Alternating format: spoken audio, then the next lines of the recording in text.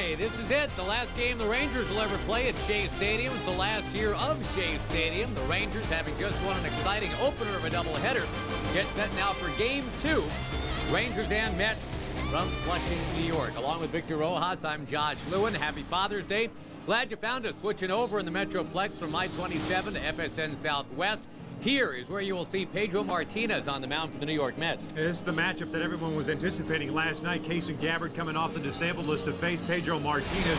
And unfortunately, it didn't happen because of the rain delay, but they get it here in Game 2. And Gabbard, as we pointed out, went down to AAA Oklahoma City, made 2 starts, trying to do some mechanical adjustments, trying to locate that fastball, and that's the key for him today in trying to work deep into the ballgame, trying to throw strikes. For Pedro Martinez, he's a guy, as you just saw, not too many starts over the last 2 years. He's had that rotator cuff injury. He's also had to deal with a hamstring issue, but there's no question that he is the man at the top of the rotation for the New York Mets. 2 former Boston Red Sox, one a little bit more known nationally than the other. Pedro Martinez would be that guy.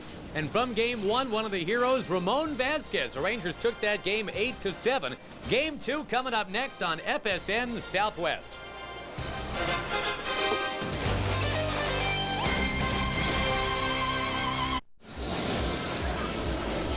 Texas Ranger Baseball brought to you by your Texas Ford dealers. Ford is the best in Texas. By Progressive, for a money-saving car insurance quote, call 1-800-PROGRESSIVE. Also by Jack in the Box. We don't make it till you order it. And by Southwest Airlines. With Southwest, are now free to be more productive. Visit southwest.com. Well, the Rangers in the opener, a thriller, an 8-7 win here at Shea Stadium. A lot of home runs hit in the ball game, an 8-7 final. You can probably imagine that to be the case.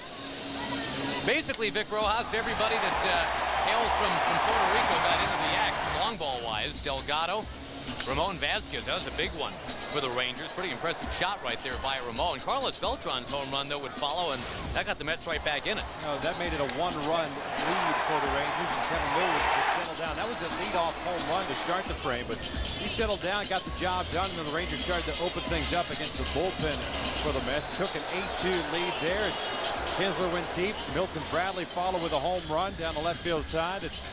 You thought you were in cruise control, and you thought that the way the ball was handed over to Jamie Wright, that he would settle things down in the 7th. He did.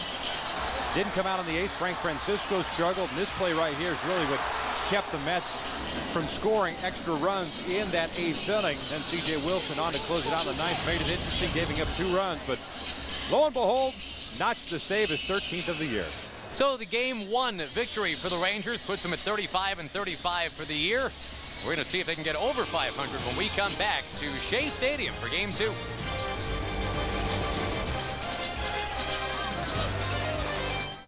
Father's Day starts at Academy Sports and Outdoors with golf. Let's check out the Rangers starting lineup. It is brought to you by Southwest Airlines. Kinsler at the top again.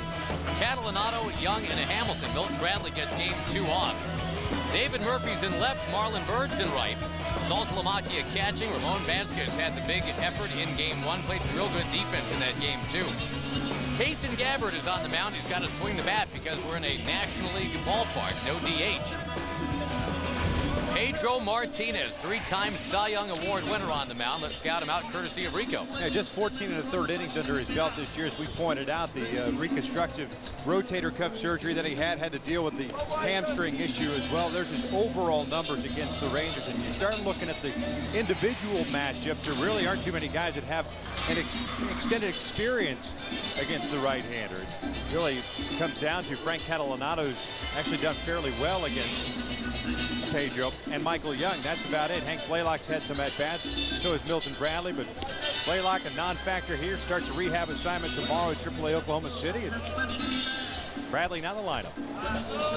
Pedro Martinez, and you saw the numbers against the Rangers. Even better against the other teams in the AL West, believe it or not. Seattle, 13-1 all-time against Seattle. ERA of 1.5. Oakland, no, 8-2. ERA of 2. Angels 9-1, ERA of 2.2. He's 11-1 all-time against Cleveland. Yada, yada, yada, on and on it goes. I mean, the guy from his American League days was just a terror. Well, there's no doubt. I mean, this guy, once he decides to hang them up, should be a first ballot Hall of Famer. If you're talking about that dominance for 10 years. There's no question he did that and more. A key guy, not only for the Montreal Expos, but also for the Boston Red Sox. Moved around and now settling in here with the Mets. The crest of the wave had to have been 1999. 23-4, ERA of 2.07. 37 walks against 313 strikeouts. But wait, there's more, because he went on to the playoffs that year in the division series and pitching with a sore shoulder. 10 innings of 3-hit shutout ball against the Indians. Went on to the LCS, 7 innings of 2-hit shutout ball, 12 strikeouts. Delgado makes the play on Kinsey. Even in the All-Star game that year, Vic, that was the year that he struck out the first 5 batters he faced. That All-Star game performance, one of the best ever. Yeah, I think that's the toughest part about watching him now is, watching a different type of pitcher. Hey, if you watch Tom Glavine pitch, and having watched him for a very long time, there really hasn't been that much of a difference in Tom Glavine. Obviously, velocity drops down a little bit, but he's always been kind of a finesse type of pitcher. And that's one of those things you could sustain, but as a power pitcher and watching him turn the page, a new chapter into becoming more of a reliant on the off-speed pitches, as a guy, as a fan of Martinez, you sit there and go, well, wait a second, this is tough to watch sometimes, but he is still the key part to this rotation. Well, Catalinato, and he's going for second base, and he's going to make it. He had been 3 of 26 lifetime against Pedro, but there's a double to get things going here in the first inning. Michael Young will come up next. A little floating breaking ball down and in. Cactos down and gets it, hooks it down the right field line. It'll be interesting to see how Fernando Tatis handles right field out there for the Mets, and whether or not the Rangers certainly try him. He's always had a pretty good arm for a third baseman. Certainly, as they feel he's capable enough to patrol the outfield. Michael Young, ever since that 23-game hitting streak, has taken an over. He is over his last 17 at bats, and that is within one of the all-time longest stretch for Michael. He's going to make sure that doesn't keep on going. Lines it into center field. Catalinato coming around, and Michael Young off Pedro has made it 1-0 very quickly. Outside fastball off the end of the bat, little floater out into right center field. Castro wants that pitch outside. Tails back in. Still got the movement, just not the velocity to go with it. Boy, so much for the 0 for 17. Michael jumps on the first Pedro Martinez offering. And it brings up Josh Hamilton, who's already got a home run in this series.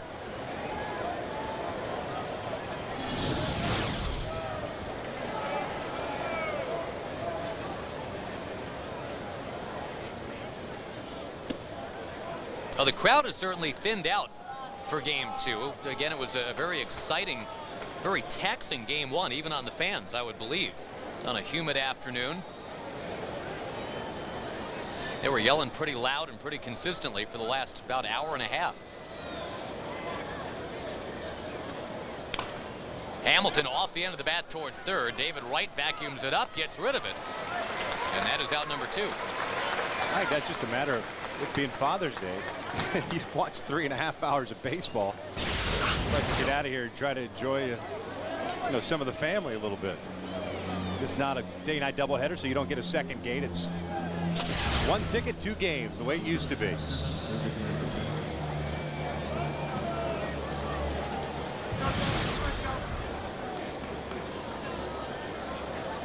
Murphy up to 47 runs batted in. That's a top 6 in the league total right now.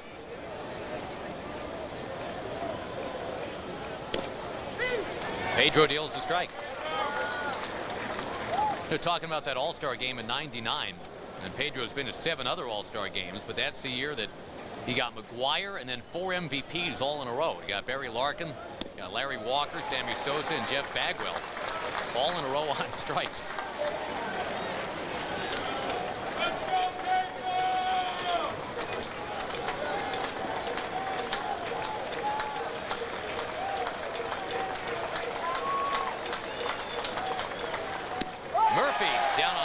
Here.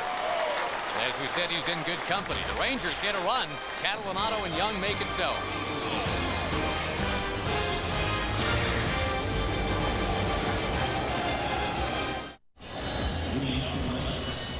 Now the New York Mets and their now beleaguered manager Willie Randolph, he's back there somewhere. The Mets have dropped now with that Game 1 loss. Even further under 500. The Mets now 32 and 35. We check their batting order, brought to you by Southwest. Reyes, Castillo, and Wright, Beltran, Damian Easley, and Carlos Delgado. Ramon Castro, former Ranger. Fernando Tatis in right field, and of course Pedro on the mound, batting ninth against Kaysen Gabbard. We'll scout out Kaysen for you in just a moment.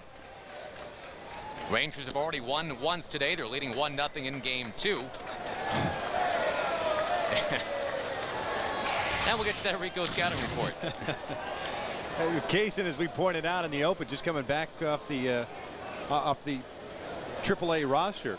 You know, the biggest key for him, of course, is the location of the fastball, and that's why he went down to AAA Oklahoma City.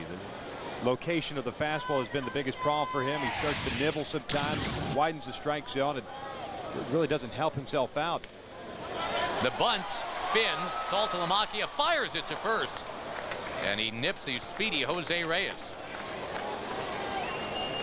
A little bit more about Kaysen Gabbard for you now. Our Geico quote, courtesy of Ranger pitching coach Mark Connor, coming up for you right about now. And there's no doubt about it. I mean, you root for the guy. That's why he was in the starting rotation coming out of spring training. That's why you wanted him to be there and be successful. But I think the Rangers, Ron Washington, got tired of watching a guy that's nibbling out there, and the pitch count getting up in the 4th, 5th innings, and you're not doing your team much, especially with that bullpen. And he's got decent stuff. I mean, he's not going to overpower you. He's got a very good curveball, and when it's on, it's certainly a very plus pitch, plus that changeup that he just threw right there to Castillo. Young slings it across, and another speedy runner taken care of. That's Luis Castillo. But you can't work off your secondary and third pitches if you're not locating your fastball, because you just give the hitter the advantage. And he's got to be so fine sometimes, or he tries to be so fine sometimes, that sometimes he beats himself because of those pitch counts and putting men on base.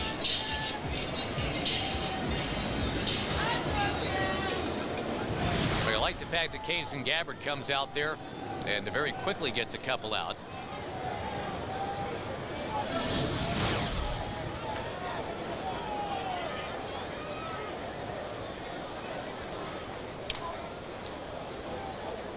Those are the type of swings right there that you want to see most of the night against Kaysen Gabbard. Little off hits off the end of the bat, getting jammed because they slow the bat down a little bit with the off-speed stuff. That's what you like to see, that and keeping the ball down on the ground.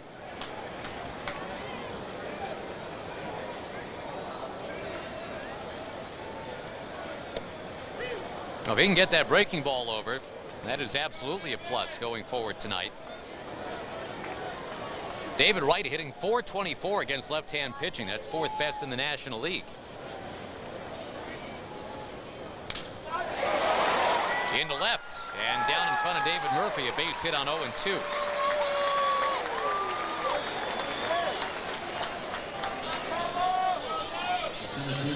Touch base with David Wright, all-star caliber performer.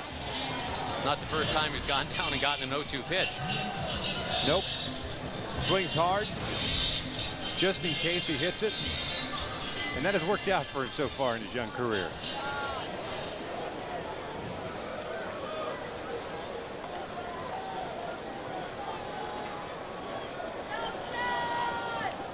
Carlos Beltran was part of the dynamic for the Mets in that first game. He had an RBI single in the 9th inning, as the Mets came to within 8-7, but then the rally stalled. That was scary down the stretch, wasn't it? 3 in the 8th, 2 in the 9th. Too scary.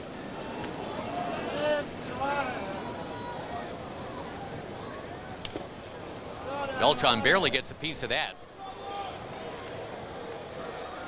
Millwood went the first 6 innings in Game 1, and allowing 2 runs on what was at the time a very hot, humid afternoon.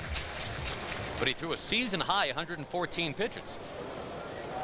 Battled through, didn't have his best command, ended up walking 4 guys, but struck out 5. Kept the team in there.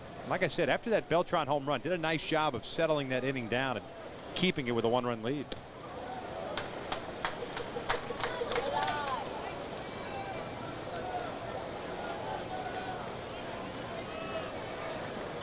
Beltran, the one-time American League Rookie of the Year with Kansas City.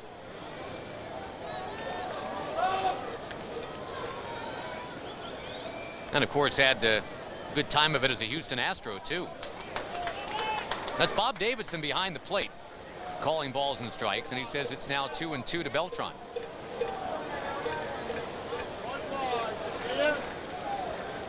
Davidson with the luxury of the first game off, sitting downstairs watching the game on TV.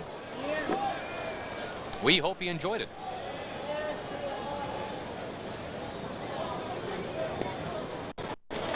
Off the plate on the other side, 3-2. Beltran is and has been for really pretty much a whole year top 3 in the National League in walks.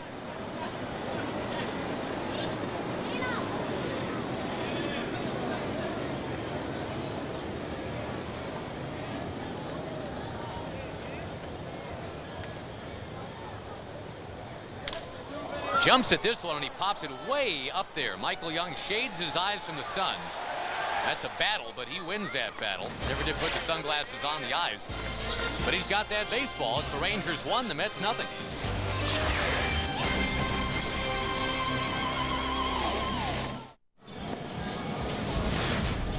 Hot ticket time here from Shea Stadium, right up through the middle of the 3rd inning. Tickets for the game coming up Sunday, June 29 against the Phillies.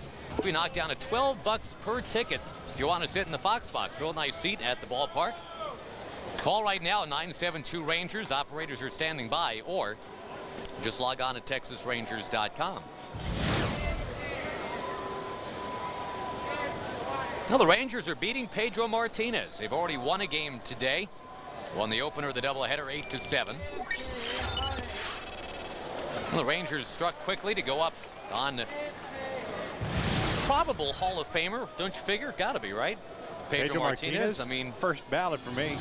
I would think so too, but stranger things have happened. I don't know what cliff he could fall off of that would negate what he's already done, but you never know. Voters are a strange lot sometimes. Yeah.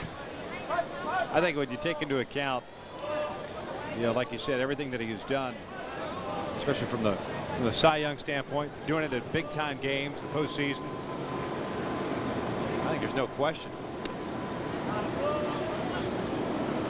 And who knows what he's capable of doing over the next couple of years to add to some of those totals. Already more than 3,000 strikeouts, 15th all-time in strikeouts. You would think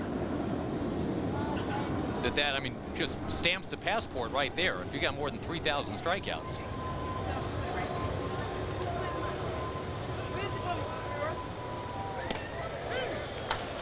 That one's in there to Bird, 2-2. I mean, he hasn't even lost 100 games in his career. Second best winning percentage of all time. You know, I mean, so. That's sick. Right.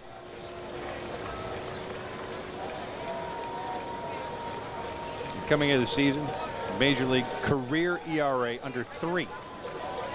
That's first ballot Hall of Fame right there. Bird into left field, base hit.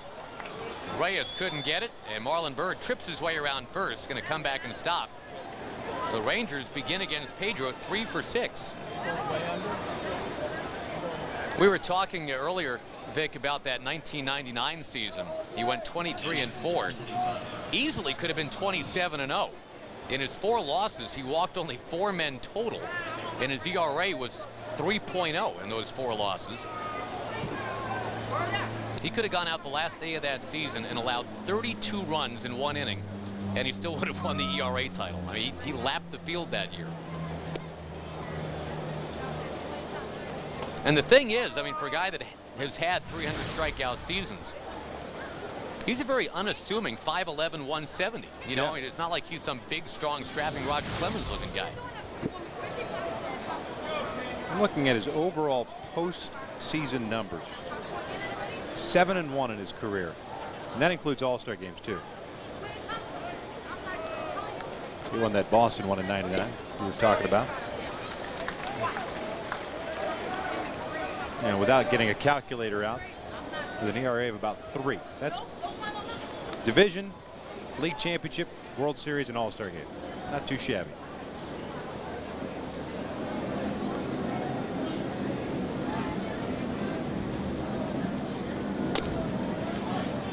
Oh, believe it, there are a lot of current pitchers from the Dominican Republic. And the Rangers, I mean, for example, just with Frankie Francisco, guys that grew up wanting to be Pedro Martinez when they grew up.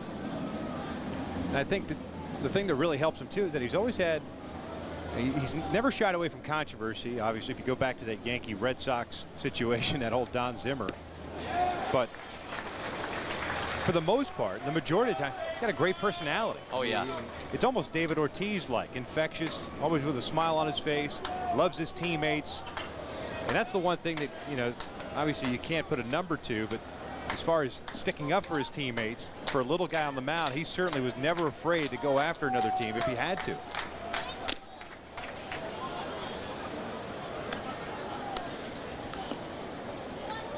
Terry Francona used to talk about Pedro, I mean, just for hours sometimes, about just the beauty of his pitching. And one of the things he always said he enjoyed watching was the stillness of his head and his eyes. From the moment he gets the sign from the catcher, his eyes never leave that target. His head just stays still.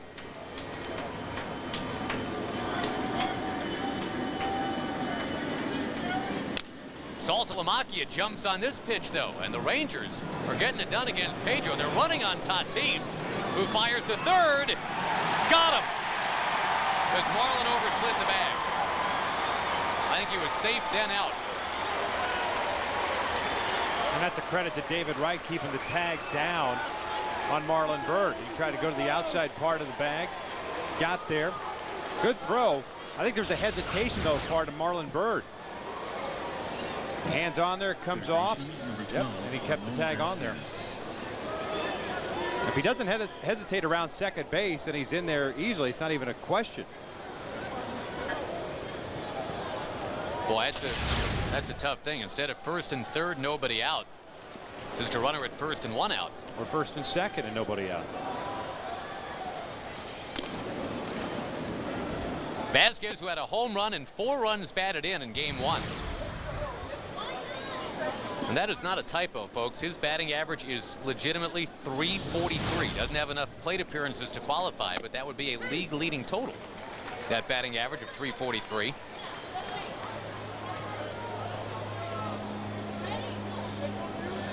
So guy's been hitting 8th and 9th. It's a Kevin Elster deluxe right there. Elster, former Ranger and former Met. Dodger. What is going on underneath us, by the way? Mets fans that have been here for a while. Figure the guy running his mouth's got a Gary Carter shirt on. Especially when it pertains to the Mets. You know, this is the anniversary of another very popular Met coming here. Keith Hernandez, 25 years ago today, got traded over to New York. That ended up being a very major event. Vasquez gets a piece. There was a big story in the New York Post today about all the good vibes of the mid-'80s Mets and how big Keith Hernandez was and all that. They said Doc and Darryl provided the flash, Wally and Nails were the scrap, Keith Hernandez was the glue. Keith described the worst part of his career was the trade from St. Louis to New York. Yeah, he didn't want to come at first, right? But he would not have been on Seinfeld. He would not be doing those other commercials on TV that we see all the time. Just for men. Just for men. Just for you, Pally. And through it all, we thought Ramon Vasquez was the guy that started the mustache fad. No. Keith Hernandez still has it. He's Keith Hernandez. That one is inside to Vasquez. You figure that's what Vasquez was going for, trying to grow out the mustache? The Keith Hernandez look? I don't know. Whatever it was, hasn't worked. It's become a very famous mustache, the Keith Hernandez mustache.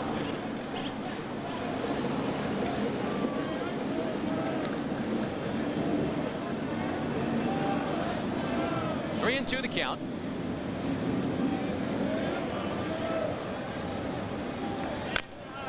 And and another foul.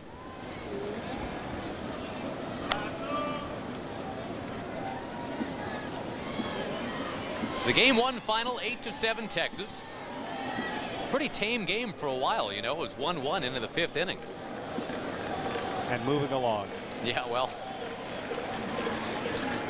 kind of slowed down towards the end. Vasquez, yet another foul. It's an 11 pitch at bat. We've seen a few of these from Ramon this year. We've seen a few of these in this series. Seems like at least once a week, Ramon is able to go get an 11-12 pitch at bat.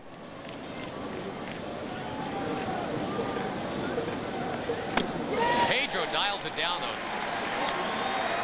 I was going to say took something off it, but he took a lot off it. Straight changeup. Little floater up there with 2 strikes. You wait, pull the trigger. The pitcher, number 13, Kason Gabbard. Well, and again, we go back to 1999, Vic, when he had that sore shoulder and he could not deliver the fastball. The way he neutralized the Indians for 6 innings, basically throwing that changeup only. Amazing to shut down a high-octane team like that, throwing only changeups. Now we'll see what Kason Gabbard can do.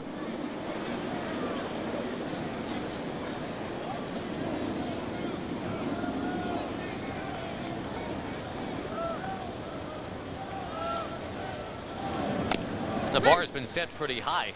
Scott Feldman's already got a hit in this series. Yeah, Millwood struggled at his 2 at-bats. Actually had a pretty good sac bunt in the 3rd inning, but then struck out in the 5th. Wow. The flip to second base to rob Kason Gabbard. David Wright to get Pedro off the mound and back into the dugout. And Kason Gabbard will have to go back to work, leading only 1-0.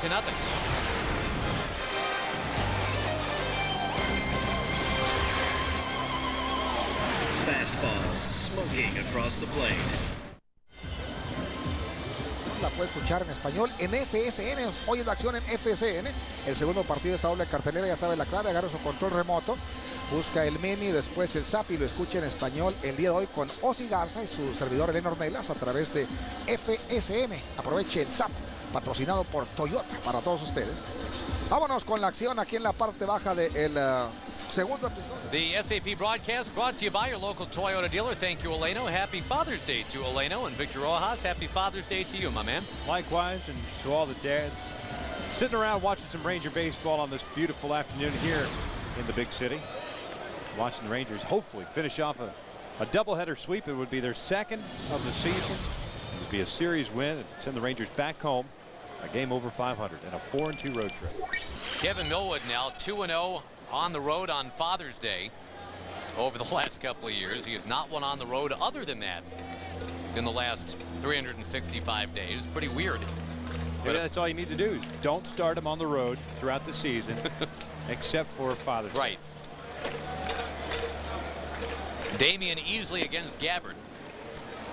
Well, the Mets now, Vic, have lost 7 of 9.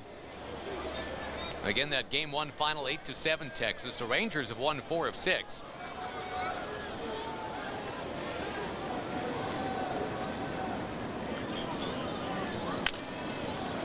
Again, Vasquez, one of the big hitters from game one, had the home run, 4 runs batted in. Kinsler had a home run. Milton Bradley had a home run.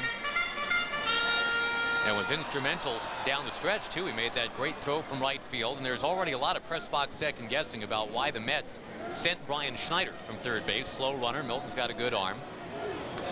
Worked out beautifully for the Rangers, of course. Especially on a short fly ball. Wondered the same thing, but yeah, and that's why they're the Mets. Their best hitter with runners in scoring position about to come up in Castillo.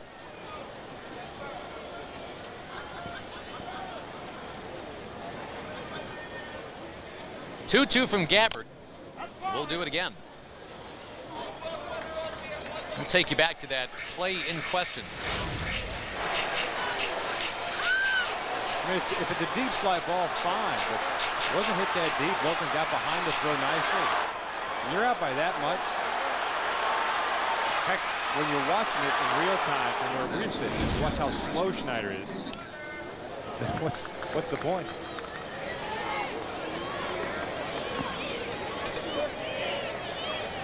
And the Rangers winning the game by 1. So yeah, that's a big call, having sent the man. A big play by Milton.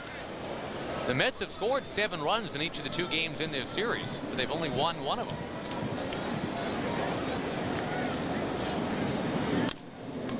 Easily finally gets it in play. Michael Young loads up, and he got him. Right before the 9,000th plane of the day passes overhead here at Shea.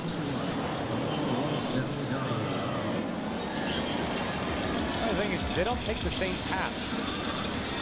Some go out over, turning to the right, like across center field, from left field across the right, kind of at an angle over the new stadium so we could see it. Then there's some that take off like right above our heads. They're like snowflakes. No 2 patterns are exactly alike. Yep. Here's Delgado.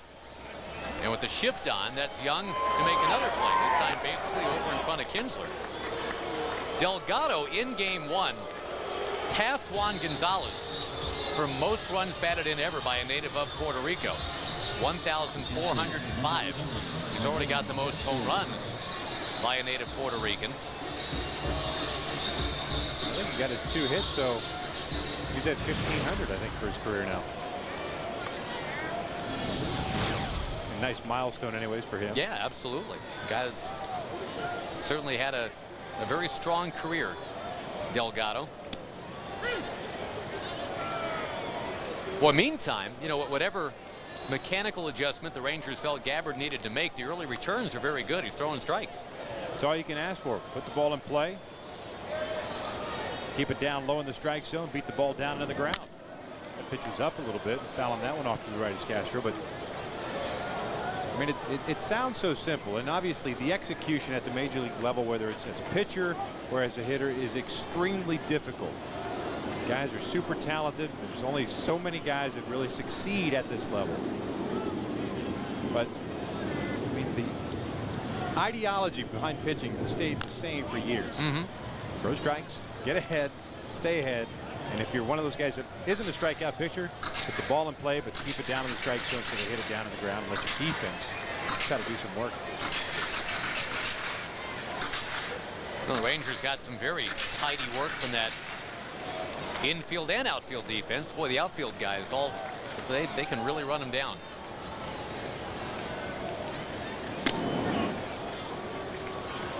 You know, it's funny reading the accounts on the wire about game 1 right now. This is off the AP story. It says Texas evened up the 3-game series, may have increased the possibility Willie Randolph will lose his job before the team boards a plane for California tonight. That's a tough loss, apparently. No kidding. Case and Gabbard, good work, huh? So far, so good against Pedro and the Mets. Texas Ranger Baseball being brought to you by Geico Insurance and by Pennzoil. Ellis Island, where you were supposed to be giving of the tired and the poor, the huddled masses yearning to breathe free, etc., etc. We're at Shea Stadium over here in Queens. And the Rangers getting set to come on home. A Tuesday, Wednesday, Thursday, I guess we can call it a homestand. I think that's what they call it. Yeah, 3 games against the Braves. Not a long homestand, but they're coming home.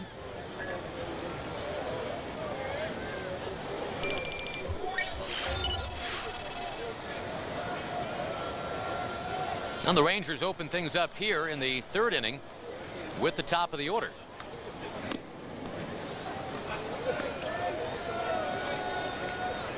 Already a 1-0 lead against Pedro Martinez.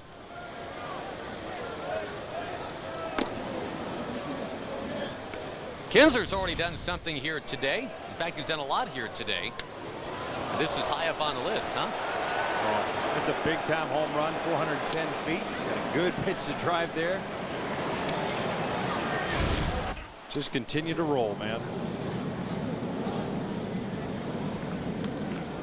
2-1 now, the count to Kinsler. You got your Shea Stadium replica just handed off to you? Yeah. Is that an ashtray? I think it could be used as an ashtray, well, or a coaster, you know, with a very small glass. You know, if you put it, if you're drinking with shot glasses, it fits right in there nicely. See, I would not know what that's like. Really. Kinsler with a high fly ball to left. And when it finally comes down, whoa, Damian Easley couldn't hold it. Kinsler towards second base, and he is safe. Not sure what happened out there to Damian Easley, but well, the Rangers get a bonus right there. We're getting set to show you a shot of Victor Rojas' replica of Shea Stadium, and here's Damian Easley just dropping a fly ball. Wow. I mean, that's just a flat clank right there. I mean, unless at the last moment took a little bit of a little spin or the wind or something like that, but boy, it's an error the whole way. So the Rangers get the leadoff man to second base. And Frank Catalanato already with a double to the plate.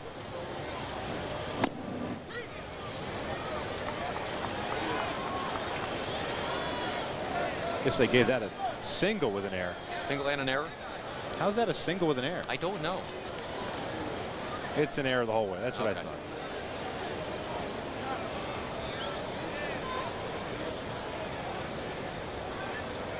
Trying to build on a 1-0 lead. Catalanato reaches for one and pops it foul towards your combination ashtray and replica.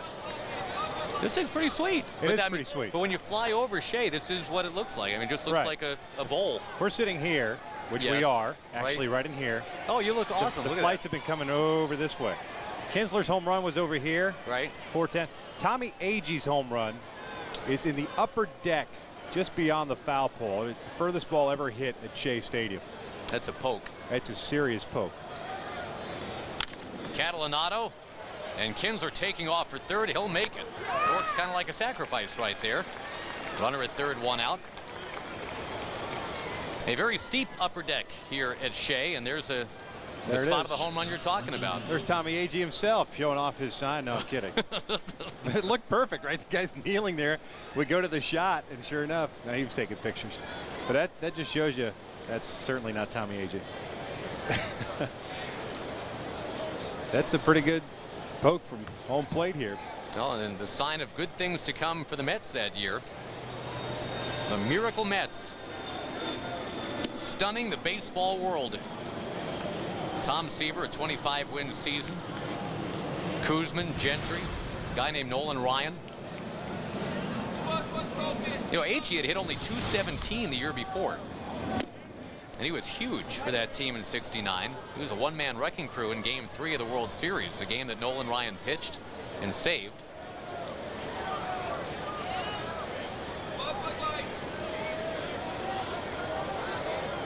Seaver had that perfect game bid against the Cubs right around the All-Star break. Jimmy Qualls ruined the bid for a perfect game. And it's amazing. The Mets have never, ever pitched a no-hitter. All the great pitchers they've had here. That is astonishing that they've never had one. And some of the guys that have broken them up, I mean, Jimmy Qualls certainly high up on that list of guys that you wouldn't think would, you know, would do such a thing. But you know, last year it was Paul Hoover of the Marlins against John Maine. Michael Young draws a walk.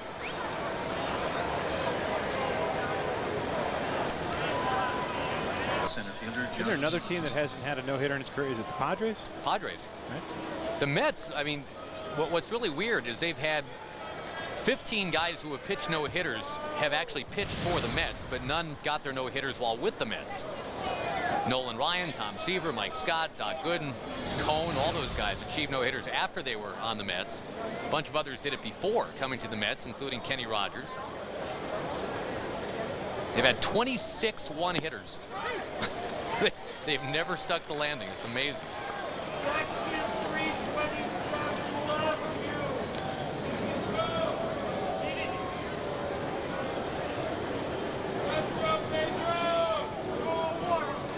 Infield, the double play depth. Josh Hamilton is going to find left field instead. And against Pedro Martinez, the Rangers have a 2-0 lead. A nice approach, too. Of course, the infield back looking for that double play ball, but figures Page is going to pitch me outside, especially with some off-speed stuff. I'm just going to go the opposite way, just slicing that ball. And that's a pitch a lot of hitters, even a guy like Josh, would pull, but he saw the hole on the left side, went that way, and got it. You got a chance to have a tale of two very different flights out of here tonight. The Rangers happily back to the Metroplex, and what a long flight that could be for the Mets to Southern California if things continue the way they're going.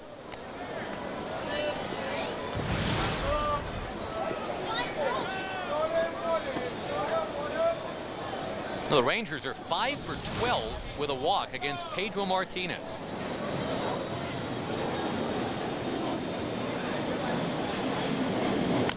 And now Murphy, and whoa, nice play. A twirl at the bag and safe at first.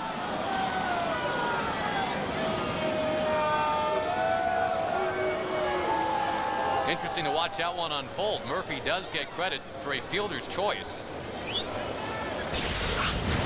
I don't know what they're booing at. Michael had to wait. That's why they appeared to look real odd over there at second base, because he froze. Not sure if Castillo was going to catch that ball. David, tough guy to double up, especially on a ball like that.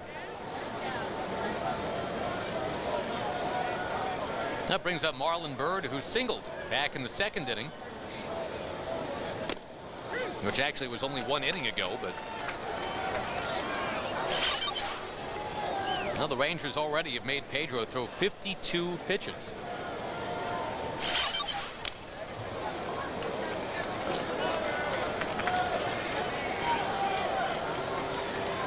Marlon very familiar with Shea Stadium. He's played, of course, for the Phillies and for the Nationals, division rivals of the Mets.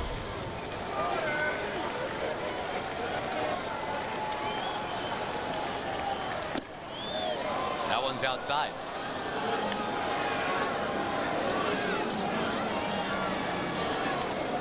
Again in game one, it was Millwood over Maine, and C.J. Wilson, his 13th save of the year.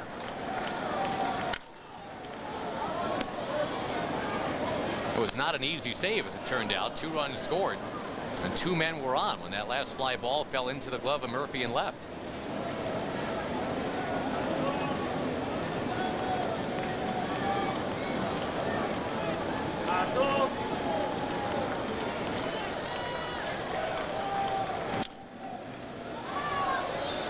We're just making Pedro work.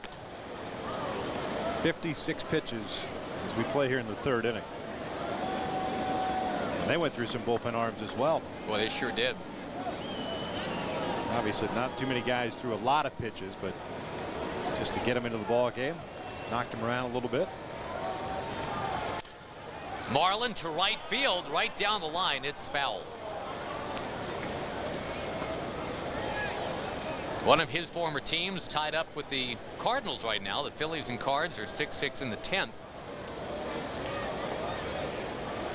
Oakland's winning again, leading San Francisco 5-1. Eric Nadell's cousin Brian Horwitz has another hit in that game for the Giants.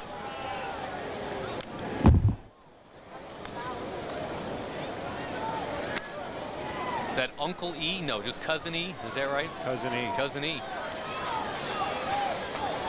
I don't know. He called it third cousin. I don't know, man. Well, still to have blood relations in the big leagues, as you know, that's very cool. I think he was just looking for somebody to hang out with at spring training and latched onto this Brian Horowitz guy. Just made it up. Yeah. Bird strikes out. There's some vintage Pedro Martinez right there, gunning it by Marlon Byrd. But the Rangers tack on a run. It's 2-zip.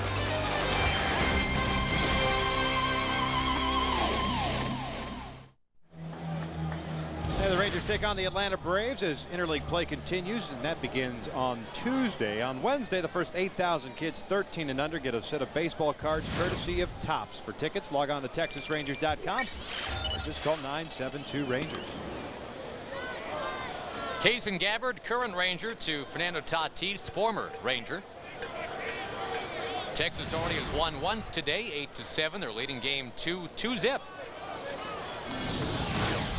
As you said, Vic, the Rangers getting set to come home, take on the Atlanta Braves. There's a ground ball skipping past the mound. Young put to work for a 4th time tonight. In game 2, that is, 1 away. Now the Pedro Martinez batting experience. He's never hit a home run, who's Pedro. But he's good for a single every once in a while, a career .097 hitter.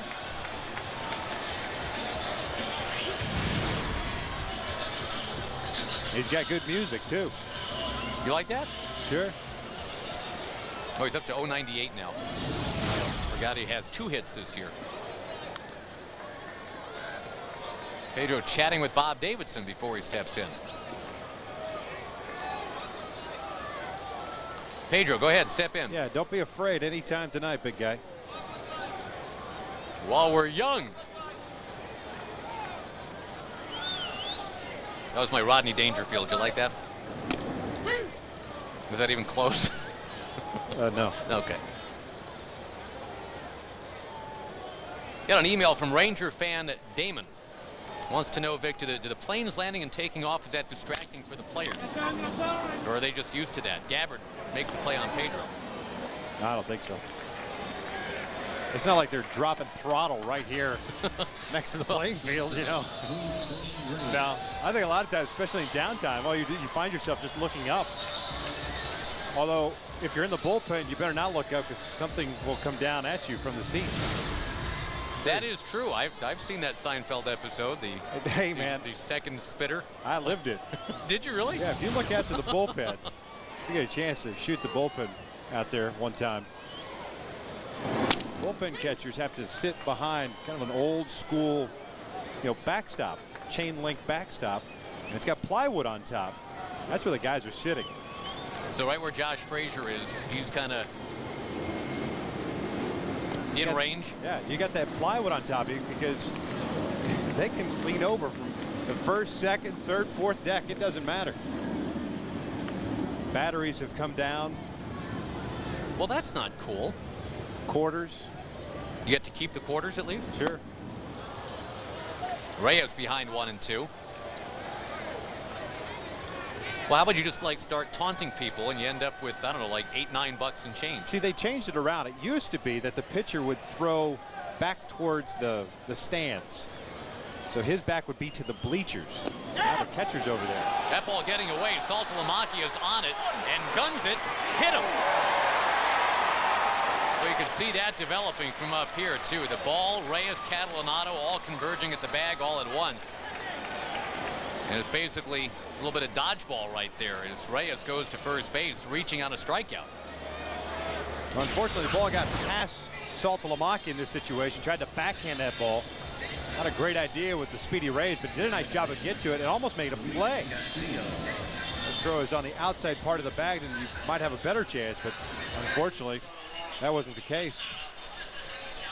That got him on the back of the head, didn't it? Looked like it.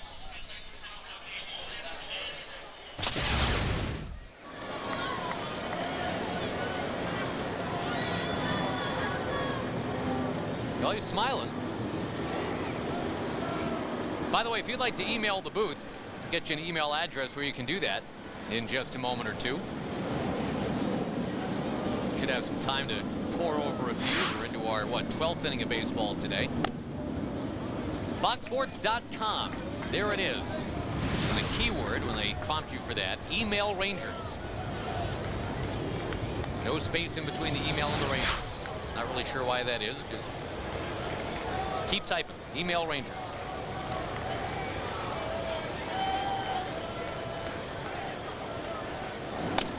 Gabbard in there to Castillo. And again, for Kason Gabbard, who had walked 12 batters in his last 7 big league innings coming into this start, the fact that he established that he could throw strikes early in this game, I think, Vic, is huge. No question. I mean, 26 strikes, 10 balls. It's fantastic ratio. That's where you want to keep it at.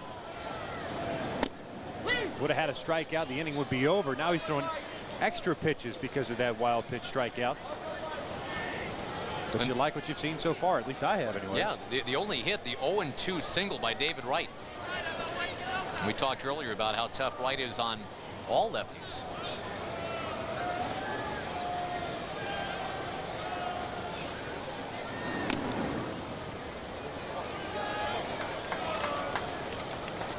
One email question for you, Vic, I want to read right now is from Ranger fan Nancy. Can C.J. Wilson pitch Game 2 if needed? He did throw a lot of pitches in Game 1. Yeah, we didn't go down to the dugout or the clubhouse after the game, between games, I should say. It all depends on how he feels. If he feels like he can go and give the team a chance, no question. I think Wash would use it. Little looper here from Castillo. Reyes speeds to third. Well, hopefully that strikeout wild pitch doesn't come back to bite the Rangers here, but as of this particular moment, you've got runners in the corners now. And you felt like you should have been out of the inning. And just back to finish that thought on Wilson. We got the off day tomorrow, so you would limit his pitch total if that were to be the case. But like I said, we didn't get a chance to get down to the clubhouse and ask Wash what his plan would be. Even Eddie Guardado threw 11 pitches. Yeah. Would he be available in the 8th? Not that we didn't want to go down there, but it takes 20 minutes to wait for the elevator to show. And then by the time we're back upstairs, it's the second inning. I am told at the new stadium, Victor, they will have more than one elevator. I would hope so. I would think so. Modern technology, elevator-wise, being what it is.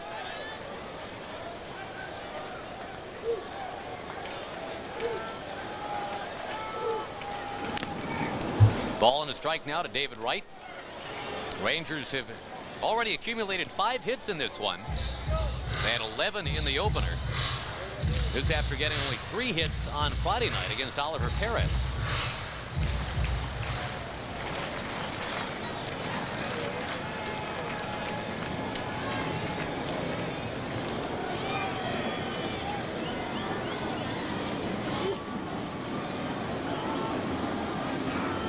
Castillo, a guy with good speed, not going as Wright takes a strike. Taking time out brought to you by Corona and Corona Light. Look at number 1 in your game program, Luis Castillo, former Marlin. Remember, the Marlins used to always have a great base stealer, even in their very early days with Chuck Carr. Chucky Carr, man. That guy was a classic. They had a fast car. Saltalamacchia with a block right there, 2-2, 2 out. Chuck Carr, a legend in his own mind. He was Willie Mays Hayes before there was Willie Mays Hayes. No doubt. He was attributed with a quote in St. Louis when he went there and said that he wanted the number 1. They said, you can't have the number 1. That's Ozzy's number. He goes, out with the old, in with the new.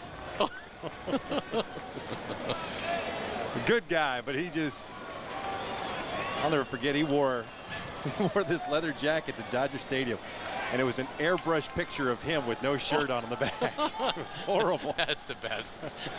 2-2 pitch again. Broken bat, little flare. Base hit. Well, we had made the comment that you hoped the strikeout wild pitch wouldn't figure into anything, but it has. 2 singles have followed. 2 weak singles. Pardon me. No, it's 2-1 game now. Yeah, I mean, singles are singles. I know that. It cost the Rangers a run, but if your overall objective is to just evaluate what Kason Gabbard is doing and getting the job done, he's certainly doing it. There's no doubt. Nothing's been hit hard.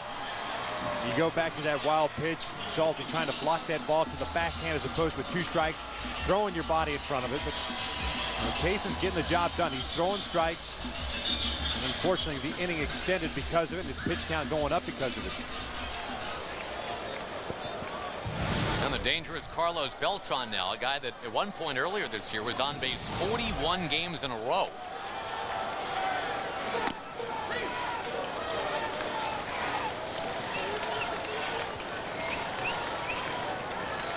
Again, these are tough times for the Mets. At 32-35, the perception is they're underachieving. Their manager is kind of in the crosshairs right now. Good pitch. Great pitch to make it 0-2. Looking fastball, go change up down and away. Way out in front. Can you follow up with that one again, or do you? You could if you decide to throw it. Make sure you throw it down and away. Waste one. Left that one up. Another little floater. And it drops. I guess Marlin never really saw it. This game is now tied. Never saw it. The ball landed. He almost overran the ball. That tells you how much he didn't see it. Because he was Sunfield, of course. Yeah, I mean, he was there. You know, again, should have been the 3rd out. Not a bad pitch at all. Breaking ball is up. Got the fly ball out. Just not getting the job done. The defense letting Kaysen down. Yeah, it is kind of an odd time right now. Local time here, a little after 6 o'clock. And that's what the fielders are looking up into. That's the, you know, when you're a guy like Kaysen Gabbard and you can't rear back and throw it 94, 95, these little things tend to happen. You're making quality pitches, you're getting what should be outs, and it's not happening for you. There's an out. 6-4, fielder's choice. However, the Mets, because of the strikeout wild pitch and 3 soft singles, end up tying this game 2-2.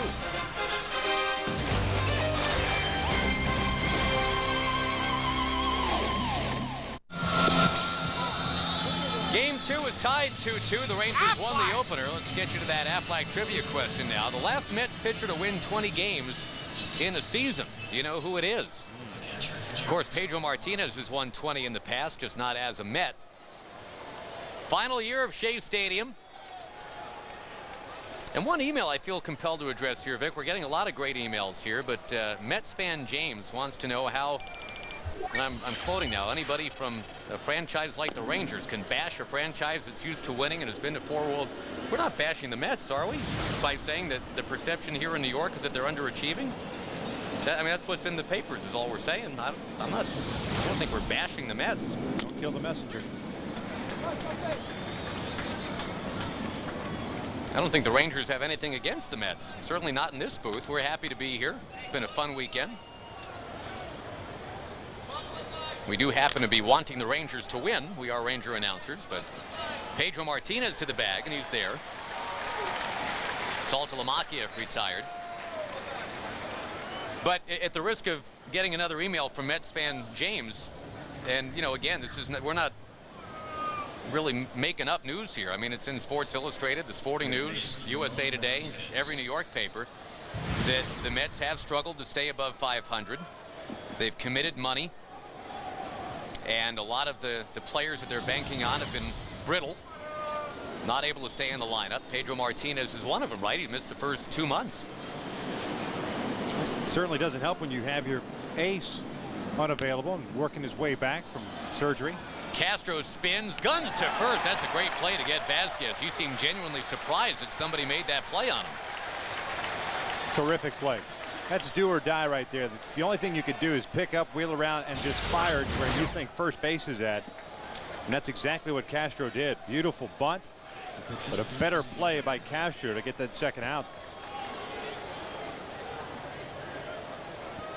Looking at first base, as we mull the fact that we're getting pretty close to seeing Hank Blaylock at first base for the Rangers, Vic.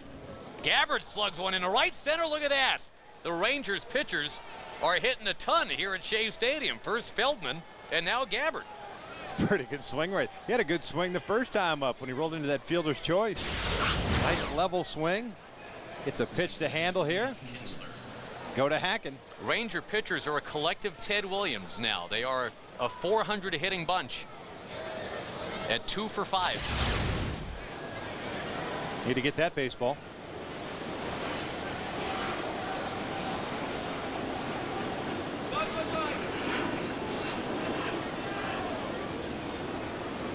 You don't figure he's stealing, do you? Well, the other night when Feldman was on the base paths, I think his legs kind of were shot. Now he was at the end of his string for that game.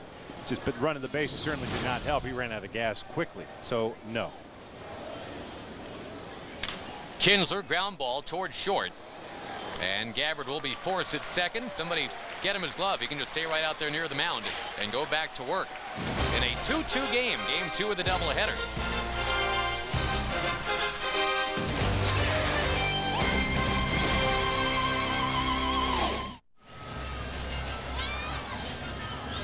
As the Happy Mets in 1986, Ray Knight comes across. The Aflac trivia question: who was the last Mets pitcher to win 20 games in a season? Did you have Frank Viola? I did. The native New Yorker. I originally thought it was going to be Sid Fernandez for some reason, but then I remembered it was Mr. Viola. Great trivia questions all weekend long. just unable to stump me. That's Doug Foster picking them up and putting them down. Now Carlos Delgado will get things going in a 2-2 game, game 2 of our doubleheader. The Rangers took the opener 8-7. And they're now 35-35 for 2008. Getting set to come home, take on the Braves starting Tuesday night. Hope you're making plans to come see a Ranger game or two. Delgado, Castro, and Tatis will face Kaysen Gabbard. Kaysen has a base hit in this ball game. We're talking about Mets pitching, Vic, and you know it's, I think, not a stretch to say that they were really banking about 10-15 years ago that whole Isringhausen, Pulsifer, Paul Wilson thing would propel them for years and years and years. It never did happen, of course. They were supposed to be what Seaver and Kuzman and Ryan were for the Mets 30 years before, or I guess what Gooden and Fernandez and Ron Darling were for them.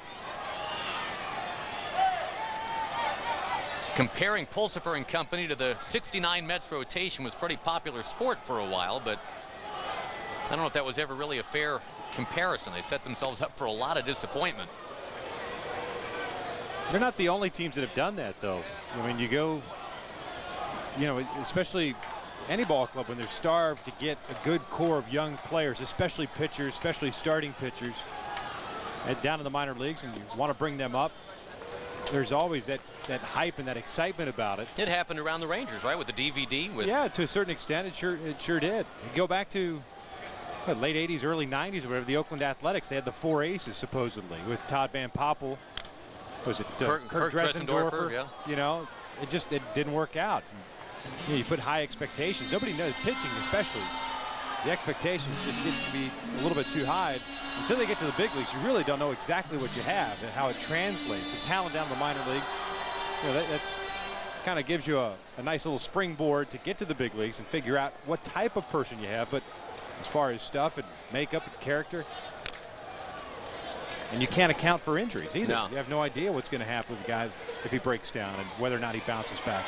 That was the case. The Mets guys had some injuries. Well, and with the Rangers, Thomas Diamond has to bounce back from an injury. Volquez is now excelling, but the Rangers got Josh Hamilton in return. They love that deal, though they know they gave up value. Bouncer to first. We were just talking about the 86 Mets. That play, however, is made by Catalanato. They are booing Delgado every time he doesn't hit a home run. Now, the other guy in that supposed DVD triumvirate for the Rangers, John Danks, is having his breakout year right now, in all fairness, with the White Sox. His brother Jordan was the White Sox 7th-round pick out of the University of Texas about a week ago. I don't know if you saw this, Vic, but apparently both Dankses now have dropped Scott Boras as representation. So we'll see where that all goes. No swing right there. 1-0 to Castro. Yeah, it's tough to make a read on something like that. That's just a personal matter that you have no idea what the conversations are like. I guess both John and Jordan felt in their best interest that was the right move for them. Fly ball in the center from Castro, out number 2.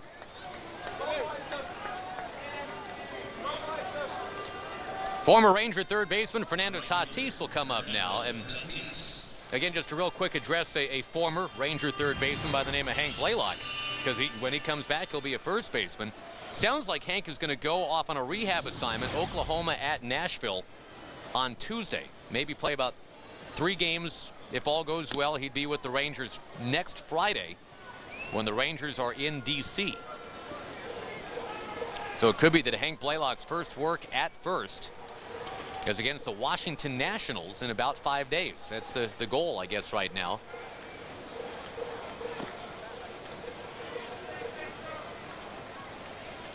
Hank had threatened that he was going to come up and actually spend some time on the air with us today. He's gotten a note from his doctor to do that. Ron Washington signed off on it, but I saw Hank sitting in the dugout about an inning ago, so maybe he got some cold feet. Either that or he's still waiting for the elevator. That's a possibility, too. He pushed it in the 4th inning of game 1. Still hadn't been able to come down to the street level. I'm telling you, it's the slowest elevator ever. Well, and they got a weird sense of humor about running it, too, as it's outside here to Tatis, 3-1. And you finally get on. I don't know if you had this experience, too. I got on. I said, 4, please. The guy didn't press the button, so I said it again, 4, please. The guy said, I heard you the first time. Still didn't press 4. So I'm just asking. I'm happy to press the button. There's a base hit right field. And Pedro Martinez will come up. Sporting a nice looking orange bat this time. Looks like one of those softball bats that the guys were swinging in the exhibition.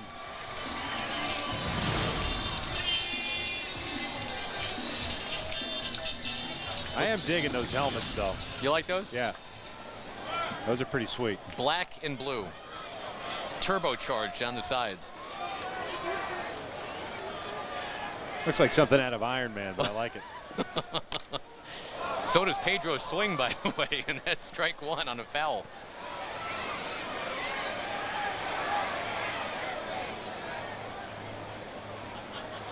They are aerodynamic and functional.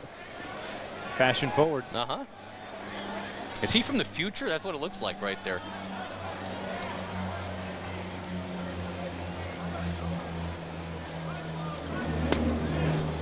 Gabbard quickly ahead of Pedro 0-2. Pedro looking out the Gabbard. Hey, wait a second. I threw you a fastball. You get a base hit. You're throwing change-ups to me. That bat does look like it got dipped in a tub full of Fanta. Fanta. The 0-2. Strike 3 called. Case and Gabbard strikes him out. No chance to swing the orange bat. Game 2 is 2-2 at the end of 4.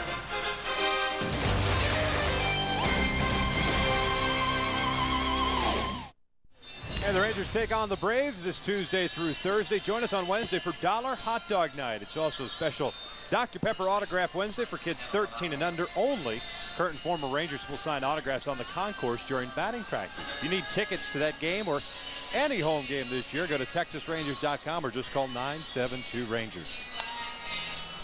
Yeah, looking forward to getting home, huh? The Rangers right now having already won game 1 of a doubleheader. That happy final was 8-7. They are knotted up 2-2 in game 2, having to face Pedro Martinez. And so far doing a pretty nice job against Pedro. 8-time All-Star, 3-time Cy Young Award winner. They've got 6 hits in the game. Off speed to start out Catalanato.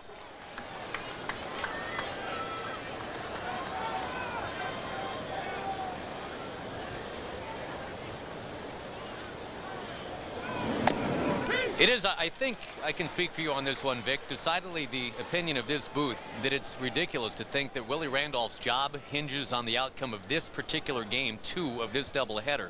But just walking around and talking to people in between games, reading some of the dispatches already being written from game 1, there's just such a time bomb mentality around here right now that, you know, the clock is ticking on Willie. Every loss makes it more likely that he's going to get the gate. And I guess at some point, you know, just because it's being talked about ad nauseum, I go back to something you said early in the game 1 broadcast. Either come out and say he's got the gig the rest of the year, period, or do it now, because, I mean, it's all anybody's talking about in New York.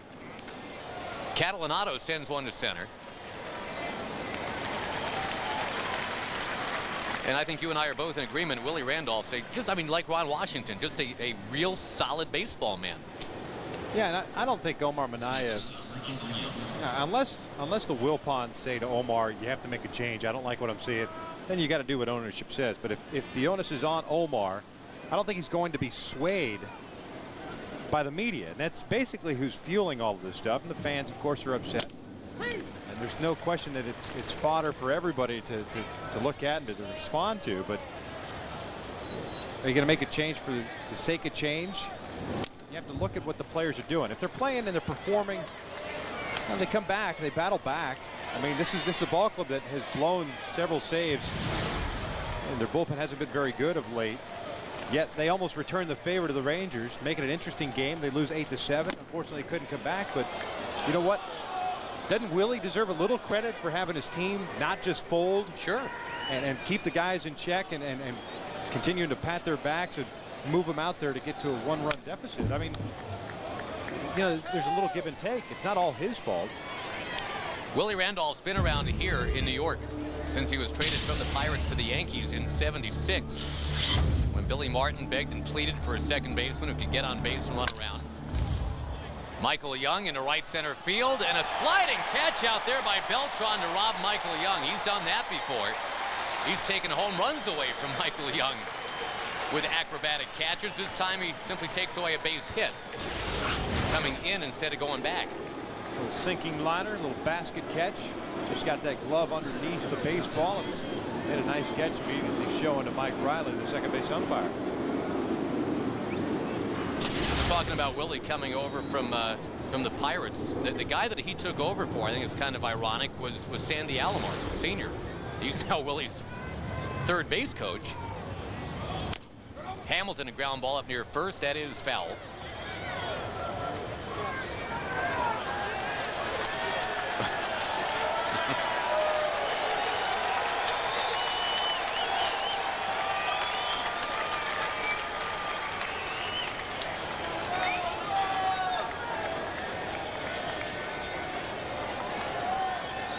Pedro having some fun with Andy Fletcher, the first base umpire.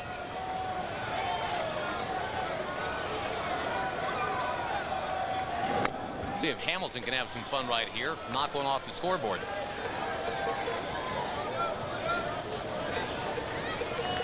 Josh is leading the league in home runs. He's got 18.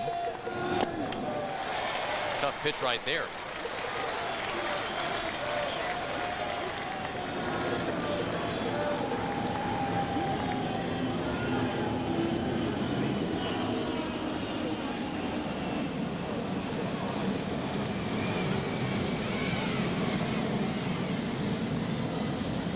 Some big-time National League home run totals right now. We mentioned Josh's 18 leading the AL, but National League, you got Utley with 22. Ugla has 19. Berkman has 19. Former Ranger Adrian Gonzalez has 19. A quiet 19 home runs for Adrian Gonzalez. Yeah, you're right. Ryan Braun's got 18 to match Hamilton. Pat Burrell 18. Adam Dunn, his former teammate, 18.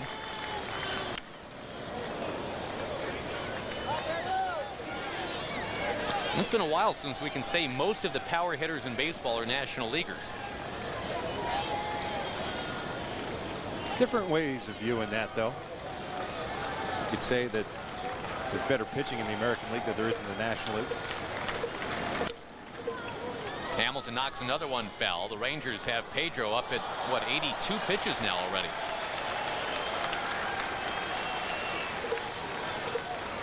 You know who's got 17 home runs now is Grady Sizemore.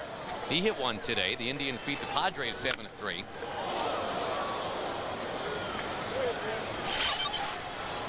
Washington and Seattle are tied 2-2 in the 8th inning. And the Cardinals have defeated the Phillies in 10, 7-6.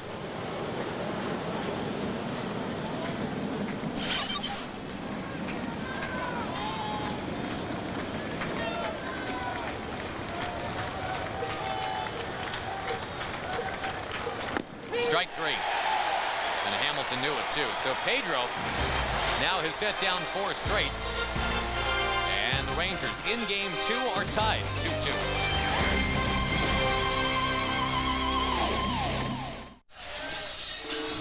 Texas Ranger Baseball being brought to you by your Texas Ford dealers, also by Aflac Insurance and by Whataburger. The Whitestone Bridge. And now here at Shea Stadium, the last year of Shea Stadium, it is Kaysen Gabbard confounding Jose Reyes to lead things off bottom 5. Sheepish grin on the face of Jose Reyes. You know, he didn't look real strong on that one. Rangers bolted out to a 2-0 lead here in game 2. But then a really weird bottom of the 3rd. And the Mets getting even. Reyes struck out but reached on a wild pitch. And then 3 of the softest singles you'd ever want to see. Ended up tying the game 2-2.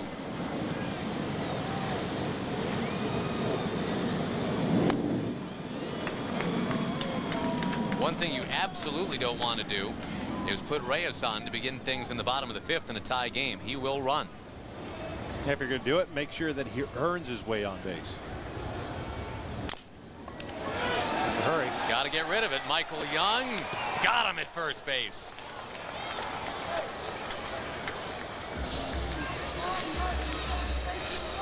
Reyes with 24 steals. So had he reached, strong possibility he's trying to run, but he does not reach. So glad Michael went with the glove there. So many guys think that they have to go to the bare hand. It's so hard to time everything. Make sure you get a clean ball in your bare hand. Then you have to find the seams on it to make a strong throw. Pretty play. Now inside to Castillo. Boy, it's weird seeing this stadium. I know it's a late second game of a doubleheader, but boy, it's quiet here all of a sudden. Because the upper deck is almost completely vacant. There's nobody here. Well, that would lead to the silence. Yes, I see where one follows the other. Don't call me Captain Obvious for no reason. Outside 3-0 to Castillo. Had a nice crowd here for game one, but I think you're right, Vic. People Do it.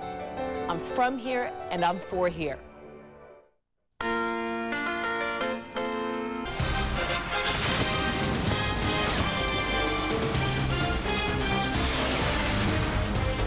We say goodbye. This is it. The last game the Rangers will ever play at Shea Stadium. It's the last year of Shea Stadium. The Rangers, having just won an exciting opener of a doubleheader, get set now for game two. Rangers and Mets from Flushing, New York. Along with Victor Rojas, I'm Josh Lewin. Happy Father's Day. Glad you found us switching over in the Metroplex from I-27 to FSN Southwest. Here is where you will see Pedro Martinez on the mound for the New York Mets. This is the matchup that everyone was anticipating last night. Kason Gabbard coming off the disabled list to face Pedro Martinez. And unfortunately, it didn't happen because of the rain delay, but they get it here in game two. And Gabbard, as we pointed out, went down to AAA Oklahoma City, made 2 starts, trying to do some mechanical adjustments, trying to locate that fastball, and that's the key for him today in trying to work deep into the ballgame, trying to throw strikes. For Pedro Martinez, he's a guy, as you just saw, not too many starts over the last 2 years. He's had that rotator cuff injury. He's also had to deal with a hamstring issue, but there's no question that he is the man at the top of the rotation for the New York Mets. 2 former Boston Red Sox, one a little bit more known nationally than the other. Pedro Martinez would be that guy. And from game one of the heroes, Ramon Vasquez. The Rangers took that game 8-7. Game 2 coming up next on FSN Southwest.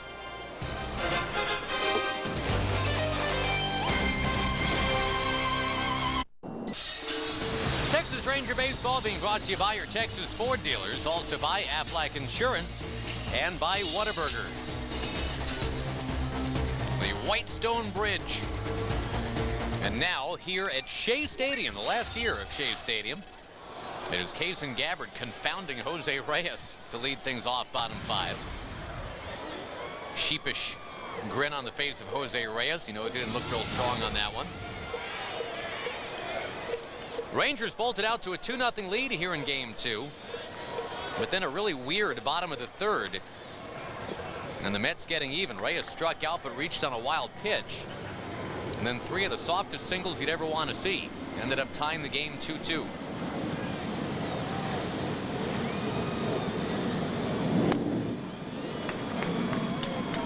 One thing you absolutely don't want to do is put Reyes on to begin things in the bottom of the 5th in a tie game. He will run. If you're going to do it, make sure that he earns his way on base. Hurry. Got to get rid of it. Michael Young got him at first base.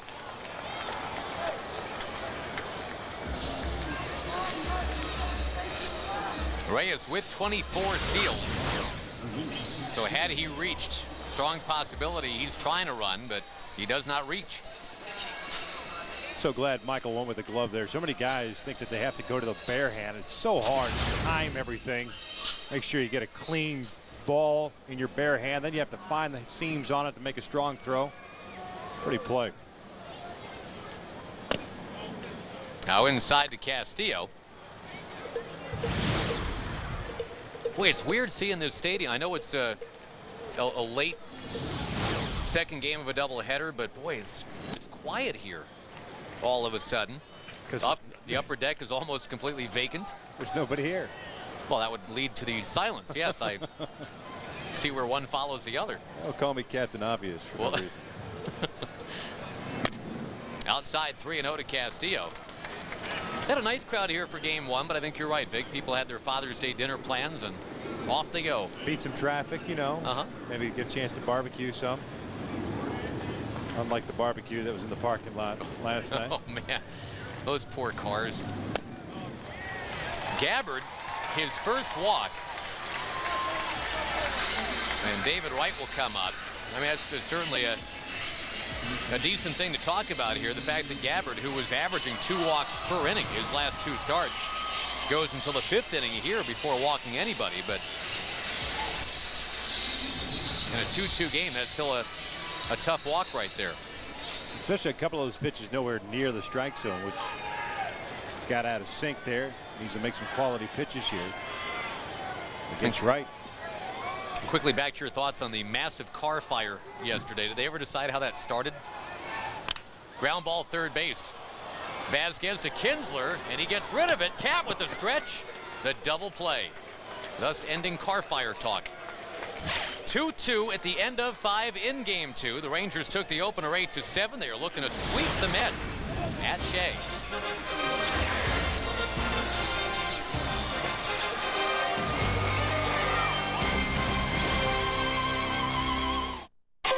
Where Southwest fans know first. FSN Southwest. Hey, it's time for the Sonic Slam inning, brought to you by Sonic Drive-In. Today's jackpot now worth $1,100 plus 2 tickets to a Texas Rangers game and dinner for 2 at Sonic Drive-In. Today, the Rangers are hitting for L.D. Wadford of Farmers Branch. And if a Ranger hits a grand slam this inning, L.D. Wadford will win $25,000 large. David Murphy goes after the first one, and he grounds to Delgado, so 1 pitch, 1 out. And the Rangers, they struck quickly against Pedro Martinez. They got a run in the first, tacked on another in the third. And then the Mets rallied with a couple of 2-out runs in the bottom of the 3rd inning. So here we are, 2-2 in game 2. If you missed the opener, the Rangers won it 8-7. They had built an 8-2 lead and then clung to that lead. Mets had the tying man at second base, winning man at first.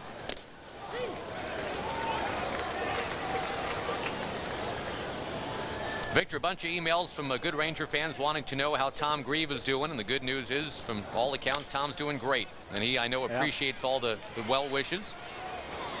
And Tag, if you are indeed still listening today, happy Father's Day to you, my friend.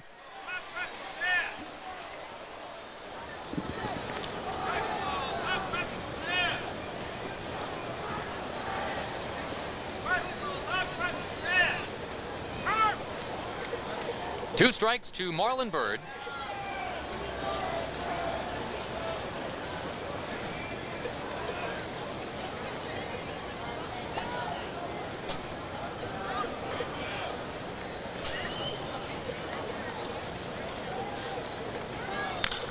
And Marlon on 0-2, hits it in the air pretty well to center. Beltran looking for it. He's got it. Again, the sunshine is a bit of an issue right now. We saw Marlon actually lose one in the sun out there in right center that led to the 2-2 tie. Ooh, and Marlon, what's going on there? He's being ordered off the field by Bob Davidson. What's up with that? He hasn't been ejected, has he? Just out of the corner of my eye, I saw Davidson getting into it with Marlon Byrd. Yeah, this has something to do with Marlon stepping out. And yeah, Marlon he and Pedro. talking, yeah. And, you know, the way he showed, you know, with the fingers, I just missed it by that much is what he's saying. But I wouldn't be surprised if Pedro took exception to him calling timeout on the previous pitch. Right. Yeah, Pedro looked like he was trying to make a statement, too, because he stood there on the mound for a while after Marlon stepped out. And Bob Davidson acted, I guess, to get in the middle of Pedro and Marlon.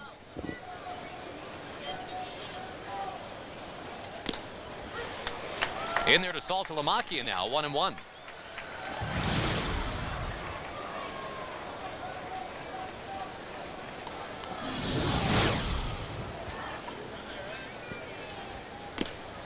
In there again.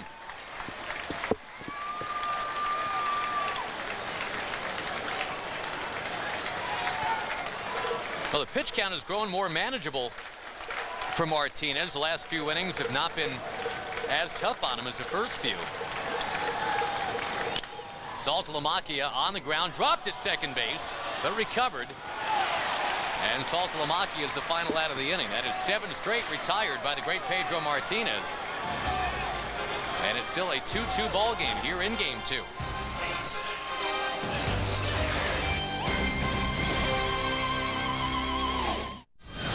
Okay, visit the Dannon display at participating DFW Albertson stores to sign up for your chance to win 6 tickets behind the home plate at a Rangers home game, dinner in the Diamond Club, plus your chance to throw out the first pitch. For details, visit the fan forum page on TexasRangers.com. I know you're all wondering what the heck that was all about. That's Bob, our stage manager. Thank you. Just a little bit of levity. Good job, Bubby. Way to go. Thank you. Nicely done. Give me that now. In a 2-2 game, game 2 of our doubleheader, Josh Lewin, Victor Rojas, and Bob here with you from Shea Stadium. Did you just change my last name? Yeah, I did. Nice. Didn't mean to. That's all right, it happens. You're not the first, you're certainly not the last.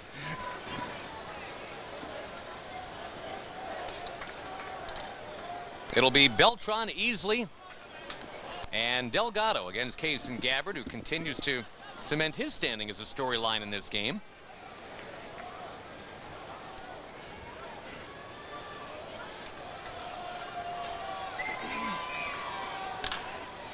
To third and under the glove of Vasquez.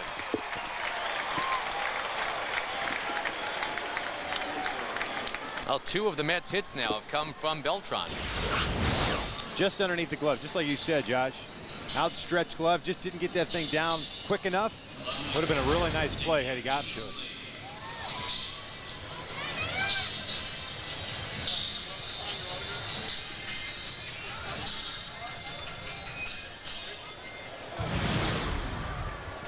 The Gabbard pitch count right now is not even at 80, which is a nice thing to report. Kevin Millwood really had to labor in game 1.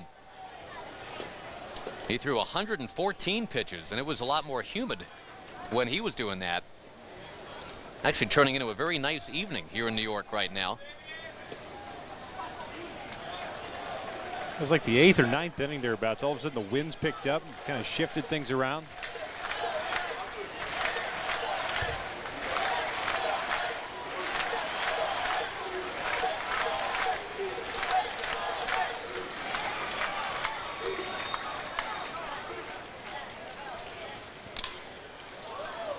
Down towards the right field line, that is foul.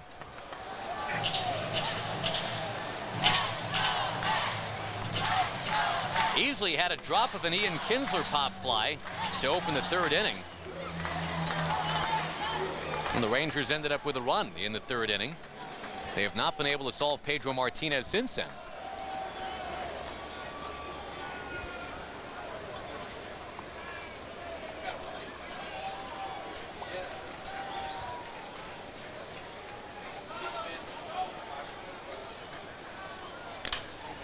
In the air, right center, pretty well struck. Hamilton back. That ball carries. It is off the wall. Hamilton quickly collects it. And it's going to be runners at 2nd and 3rd now, and nobody out. That looked like a curveball that just hung there, easily taking the approach of going the opposite way with it. Very little wind, not a whole lot of carry here as far as jet stream is concerned, but it's a pretty good poke there on the part of Damon Easley. Nice play on the carom, too, by Josh Hamilton. That's what keeps the runner at 3rd base in Beltran.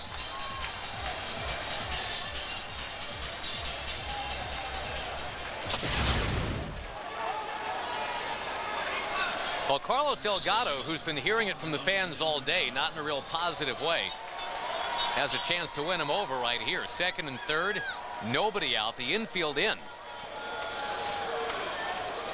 Well, Delgado did have a long home run in the opener of the doubleheader. And with the infield in, Young freezing the man at 3rd, throws out Delgado, who's really hearing it now. Boy, nice job by Michael. And I think he had a play on Beltran, too, because Beltran broke immediately. He wasn't sure if Gabbard was going to get to it or not. Michael looked to 3rd base. froze the runner there for a second. And just can't tell on that camera angle, but it looked as if Beltran was off the bag enough with Vasquez covering over there to be able to get him out at third, but he took the sure out at first base and kept the runner from scoring. They've got first base open. Tatis on deck. The Rangers will, at least to start out here, pitch to Castro with the infield staying in.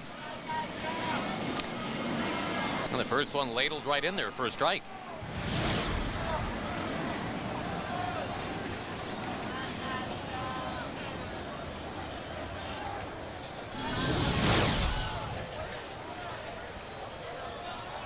Trying to keep this game tied 2-2. The Rangers won the opener 8-7.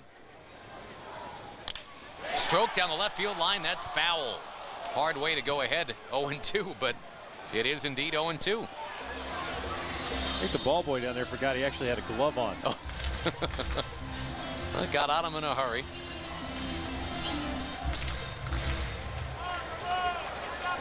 That does look like John Olerud. With the helmet and everything. The right-handed version. Infield stays in. 2 strikes to count to Castro.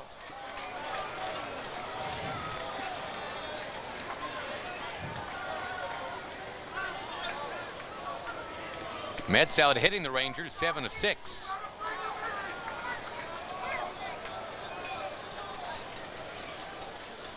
Got him. Ring him up. Out number 2. Came back inside with that fastball, froze him. Could not pull the trigger on it. Started off with that breaking ball that he hooked down the left field line, come back inside. And to coin a phrase, forget about it.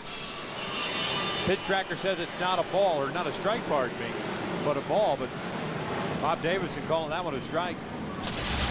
And he's been having he's had a wide strike zone, especially for Pedro on that little breaking ball.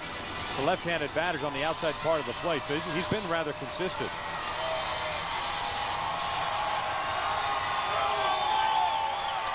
You got the pitcher on deck. Now they're going to pinch hit is what they're going to do. I would imagine they'll pinch hit. They got action going in their bullpen, and that's why you force the hand. Pedro's been pretty good. You force the hand here to make Willie go to the bench and pull Pedro out of the ballgame and take your chances against the bullpen.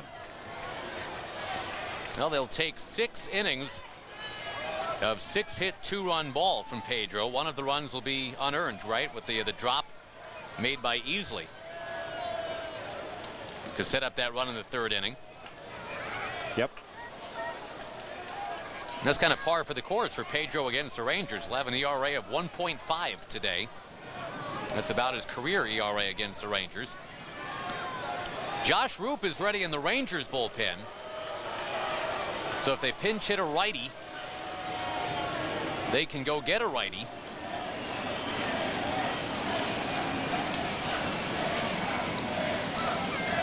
Again, the Midas touch, as it refers to Willie.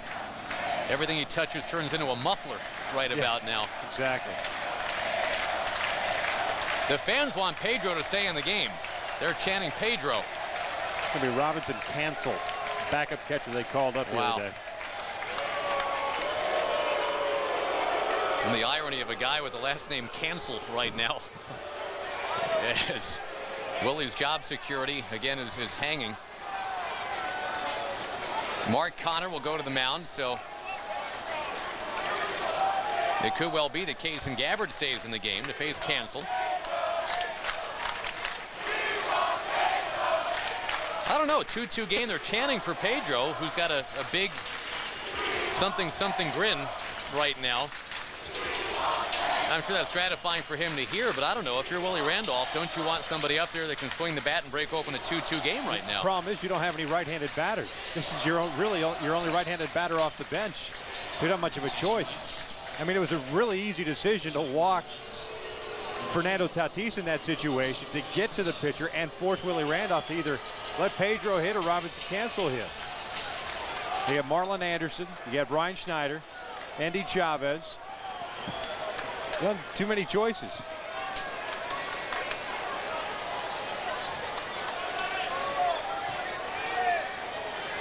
And that keeps the Rangers from having to do a double switch with the pitcher spot due up in the 7th inning in the 2-hole. Cancel's a guy who's played in 1,100 minor league games and 15 big league games.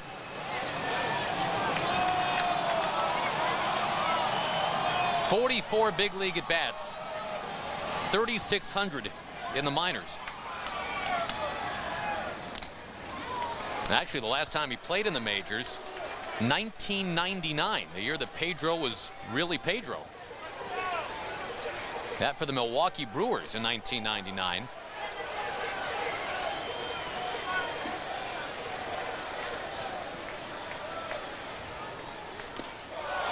Right now, it's looking like Gabbard is doing what he wants to with Cancel. 0-2. This is a guy that 2 years ago was playing for the Edinburgh Roadrunners.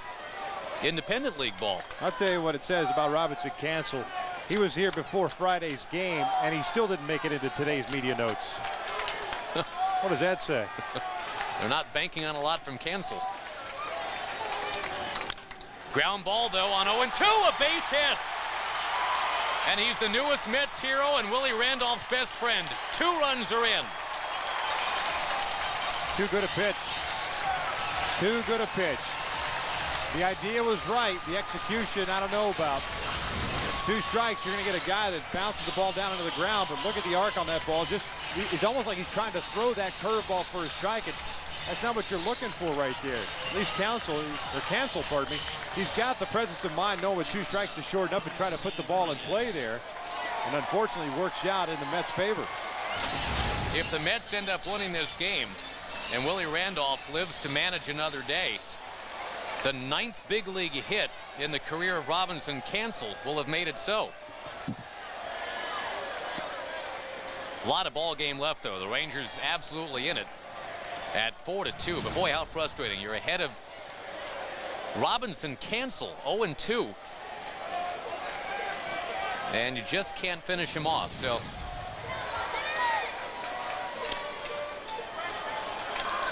give Robbie Cancel some credit. I mean, he's a guy that you talk about persevering, Vic. He's one of those unbelievable stories. I mean, he's played in 3 different independent leagues since the last time he's been up in the big leagues, going all the way back to 1999.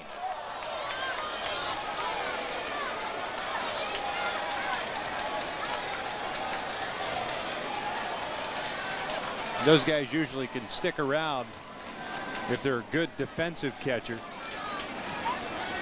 Good catch and throw type of guys. Those are those organizational fillers that we talked about in game 1. Guys that you need at the AA, AAA level. But that's the fickle nature of what we're talking about. I mean, if Robinson Cancel doesn't get that base hit, all of a sudden I think there's a lot of attention being paid to Omar Minaya. Hey, how come the best you can do is, this guy, Robinson Cancel? Oh, we got a base hit? Oh, all right. Willie's job is safe, and good job getting Robinson Cancel. And that's how it rolls here in New York.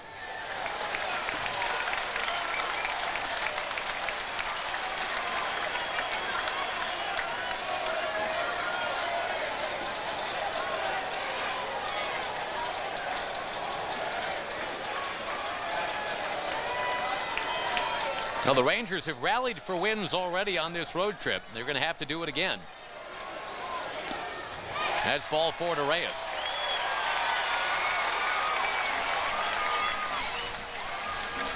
After the called 3rd strike to Castro, you really got a sense that this inning would swing Gabbard's way. But the walk, the single, another walk. Now the bases are loaded for Luis Castillo. Now the first walk intentional, that actually served its purpose. Just going back to that execution on the 0-2 pitch to Cancel, that's what killed you right there, and that's going to be it for Kaysen. With Castillo batting, Ron Washington's heading to the mound.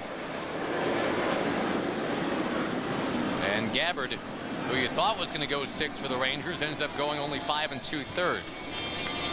And Pedro Martinez now the pitcher of record on the positive side of the ledger for New York. A 4-2 lead as Josh Roop comes in. Back after this on FSN Southwest.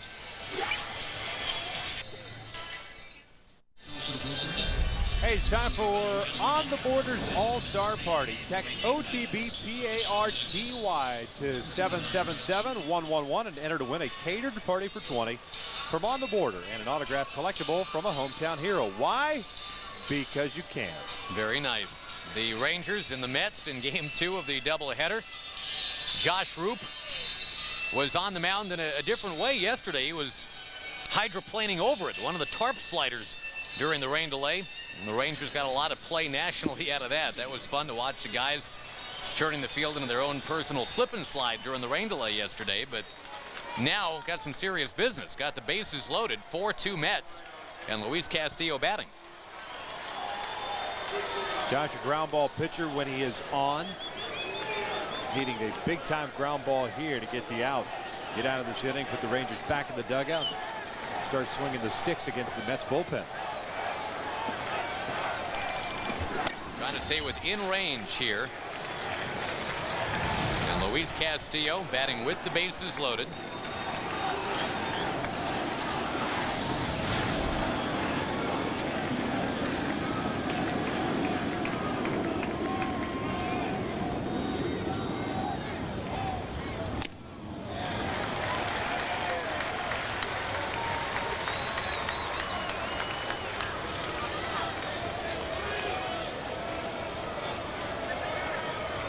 Case and Gabbard, 5 2/3 innings of work.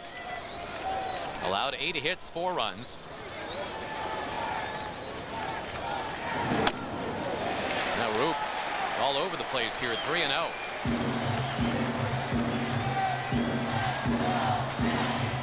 Like a repeat of game 1.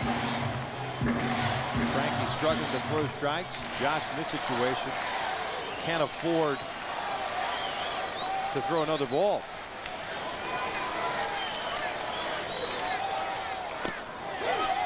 Gets it in there, 3-1.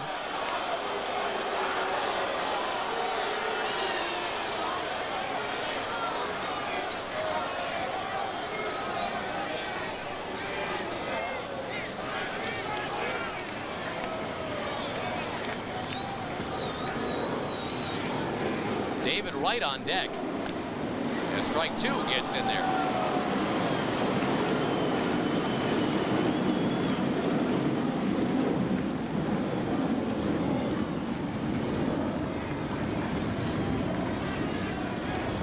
Call it a strike. Take that.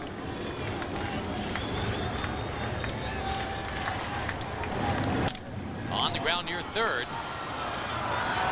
And the throw across to end the inning. The Mets score twice. Trying to gain the split here today. It's 4-2 New York at the end of 6.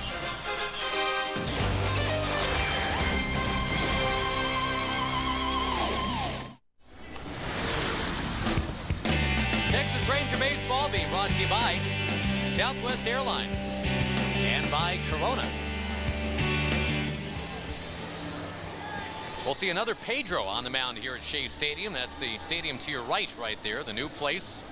Be ready for business next year.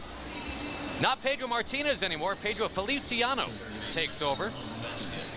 We saw him in game 1, Vic, and he was having a tough time getting the ball over. His first pitch was a wild pitch. It kind of set up the Rangers and put a man in scoring position and added to the inning the Rangers had when they scored multiple runs. But overall, good numbers. They trust him anyways, especially against left-handed hitters. And it was this guy who got that base knocked and picked up the 2 RBIs. Yes, it was. He had a 4 RBI first game, Vasquez. Well, Case and Gabbard's return, what do you figure, Vic? I mean, obviously for the first 5 innings, there was a lot going right. The only 2 runs that scored through 5, a product of that strikeout wild pitch back in the 3rd inning. Could check our Firestone in-game box score. I thought threw the ball tremendously well. I mean, he did exactly what he needed to do. Came out there, showed fastball command, set up all of his other pitches. Well, Feliciano getting it right this time. He strikes out Vasquez. Looks like Herman Duran will pinch hit now for the pitcher's spot. So 2 third basemen in a row will be batting. Vasquez and now Duran.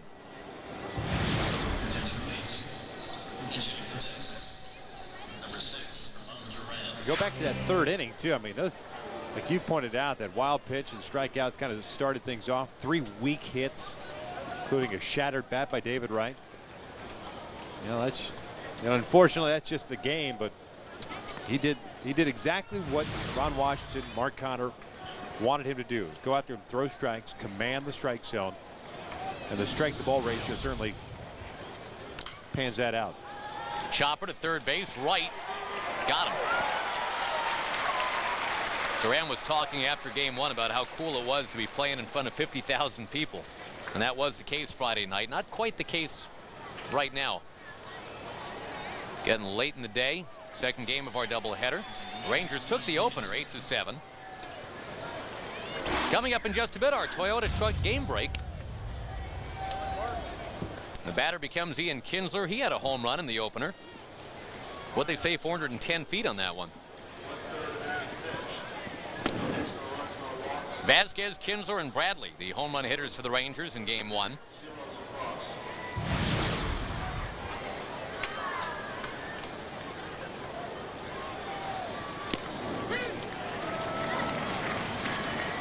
We'll be tracking how the Angels are doing tonight. They're taking on the Rangers' next opponent, the Atlanta Braves.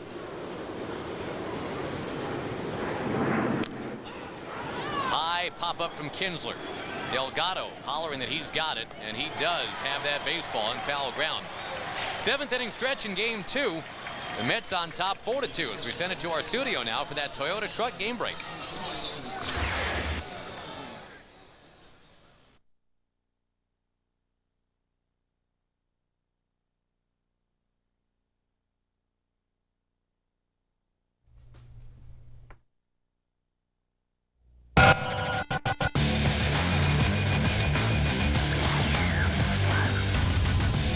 Welcome into the FSN studios for your Toyota Trucks game break. I'm Rick Renner. 7th inning stretch time. We'll get you back out to the Big Apple in just a moment. The Rangers made Saturday's rainout a lot of fun for Mets fans. Ian Kinsler and company slipping and sliding on that Shea Stadium tarp. New York fans were chanting, "Let's go Rangers." Today in game 1, top 7, 5-2 Rangers. Ian showing off his power. His 10th homer of the year makes it 7-2 Rangers. Then next inning, not to be outdone, Milton Bradley had a great game. He gets his 15th bomb of the year, 8-2 Rangers. And with the Mets trying to make a comeback in game 1, Bradley will nail the Met at the plate. Brian Schneider, your meat. Rangers hold on to win an 8-7. Ramon Vasquez added a home run. Kevin Millwood, his first win since last year on Father's Day. 30 minutes every night of the week, bringing you all the action from the world of sports. The Final Score, presented by DirecTV. Weeknights on FSN. In game 2, 4-2 New York. Your game summary, Josh Hamilton gets yet another run batted in this particular ball game, getting closer and closer to an 80 RBI total by the All-Star break. And there's a lot of baseball before the All-Star break, by the way. You could have 100 before the All-Star break. Carlos Beltran has himself an RBI as well. And he's played some pretty good defense. He's made some nice catches, not only in this game, but also in game 1. And that's obviously his MO. He's done it offensively as well. As we take a look at Doug Mathis. Demoted from the starting rotation into the bullpen. And as you recall, his first 3 major league outings all coming out of the bullpen. And he was spectacular. 3 innings of relief. And he was about as nails as you can get making a major league debut that way. Did not pitch well in the rotation. Showed some glimpses there, but there's no question that in the future they want him to be a starter, and they think that he will be a good starter. But right now, they're better off having Gabbard in the rotation with Mathis in the bullpen. David Wright hammers the first one foul. Pedro Martinez and Kaysen Gabbard are the pitchers of record here in game 2. Rangers trying to keep it at 4-2 here, so they've got a shot to rally. And the Rangers will have 2, 3, 4 in the order coming up in the 8th inning. And remember, they've got Milton Bradley off the bench here in game 2. Yep.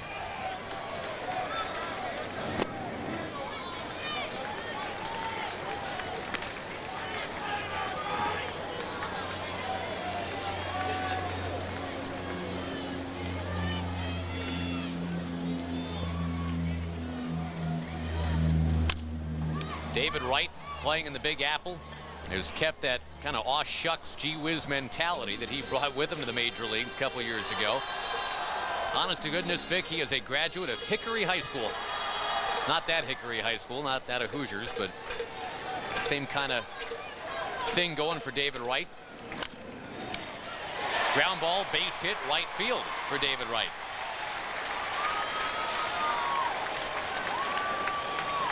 Carlos Beltran coming up. We've mentioned his strong defense today. Let's check our Coors Light freeze cam. Our cross-brewed Coors Light freeze cam. Robbing Michael Young. Nice little sinking liner right there. Robbed Josh Hamilton in game 1 of a potential extra base hit, if not a home run, at the fence, making a leaping catch there. And all over the place.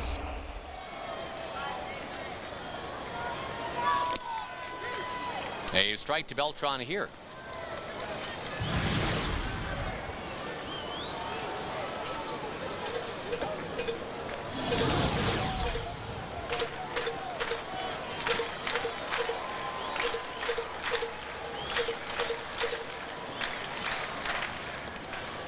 One of Beltran's contract stipulations, I think, is fascinating, Vic. The Mets have leased one of those pitching machines that launches those colored and numbered tennis balls. The one that Edgar Martinez used to use at speeds of like up to 150 miles an hour. That conditioned ocular enhancer. You're supposed to be able to train your eyes to track fastballs. So you can, you know, watch those tennis balls fly by. And you look at the numbers on the tennis balls as they whiz by at 100-odd miles an hour. If you can pick up the number on the tennis ball, I guess you're doing really well. And that's in his contract. The Mets had to have that machine here for him to use. Because the $120 million that he got from the Mets wasn't enough for him to buy his own? I guess. Wow. If he doesn't win an MVP, maybe he'll win Wimbledon anyway. He's got if you get really good at that, I guess you can become Cyclops at Wimbledon. The line judge. Of course, they've got the tennis stadium just in the shadow of this place here. The Arthur Ashe Stadium, if I'm not mistaken. 1-2 the count to Beltran.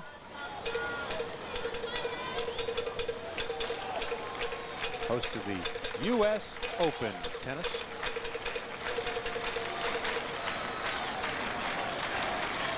When is that? July, August? U.S. Open tennis? August? Outside from Mathis, 2-2. Rangers will be pinballing right back to New York in a couple of weeks. They'll stay at the same hotel, but they'll go to a different stadium. They'll be playing the Yankees for 3. And for a lot of these Rangers, hopefully another return trip to New York just a couple weeks after that for the All-Star game.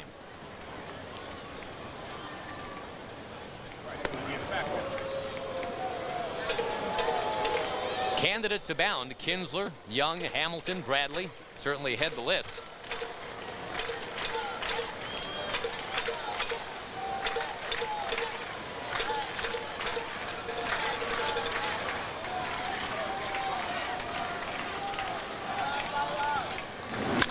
On the ground first base, there's one out. Catalanato, we got a chance to get 2 right here. Should get 2.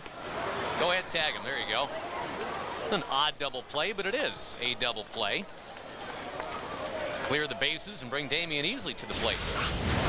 Knocked it down, got to him so quickly that he was able to find the ball, tag, and then make the throw down there. And then obviously, after getting the force out of Beltran, you have to tag right. No force in effect. Right finally just gives up. Uncle.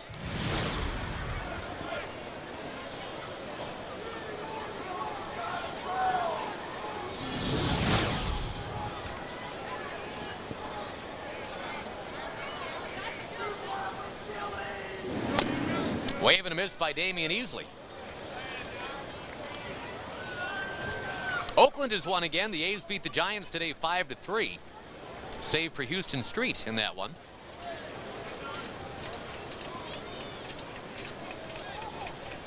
Kansas City beat the Arizona Diamondbacks 8-3. Of course, the Rangers began this road trip in Kansas City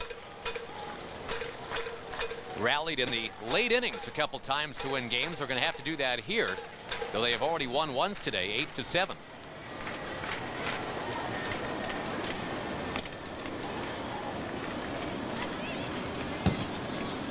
Rangers took an 8-2 lead in that game, getting home runs from Bradley, Vasquez, and Kinsler. Then they hung on. The Mets got 3 in the 8th, 2 in the 9th.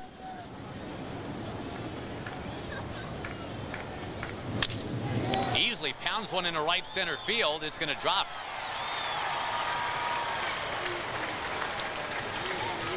Now we'll bring up Carlos Delgado. Sounded like it broke his bat there. Same approach he took in that 6th inning at bat when he got the double off Gabbard. Then came around to score. He's carved out a heck of a long career for him in that role player. Yeah, usually a one-time 30th round pick of the Angels way back when. Delgado, who came up as a Blue Jay. The Blue Jays were losers today to the Cubs 7-4. Ted Lilly goes to 7-5. Now the Cubs, Vic, go to 45-25. Even without Soriano, they're a pretty good team. Well, they've been known to get it done during the regular season of late. Unable to get it done in the postseason. Last year, perfect example of the Arizona Diamondbacks. Now, it's only been 100 years since they've won it all. That's what they're saying, that the stars are aligned this year. The Cubs in 08 again. Delgado takes a swipe at this one, fouls it. Into the many orange seats. I've always been fascinated by the color pattern here at Shea, and we can see it now with all the empty seats here now. Orange at the bottom, then up to blues, greens, and the reds way up top. Oh, like Dodger Stadium in that regard. Very colorful flying over this place. Yep.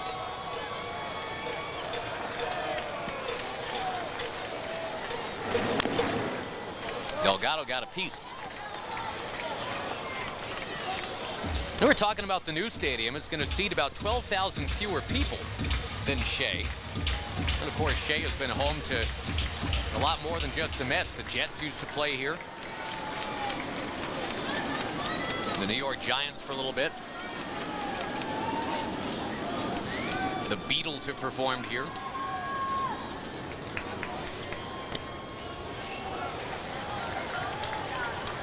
Be very strange next year. 2 new stadiums for baseball in New York. New Yankee Stadium and new place for the Mets as well. That Beatles concert, that was their first concert, right? I think that's right. Well, their first one here, yeah. Concerts.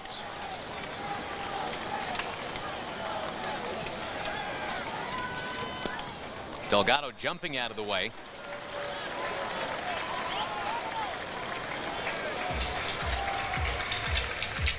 Ballpark opened in '64. The Mets, of course, got going in '62. They were still playing at the Polo Grounds for a couple years.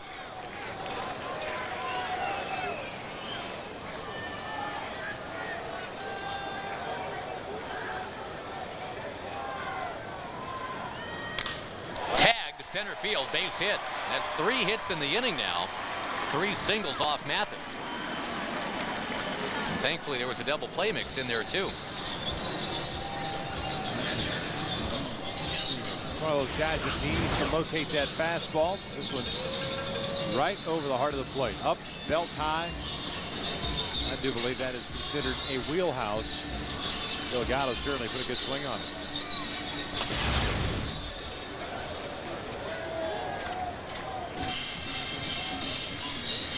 A couple other scores for you real quick. The Tigers starting to win some games now. They beat the Dodgers 5-4 the final. That's 6 wins in a row for Detroit.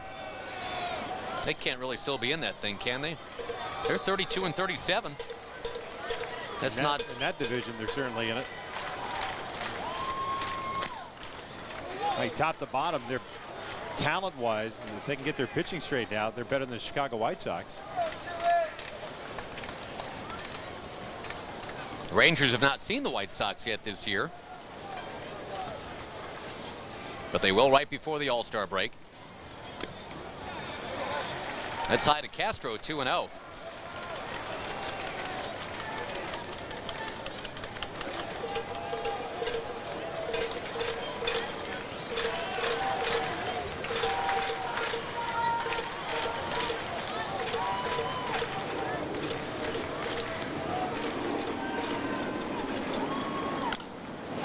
To right field, Marlon Byrd takes off after it.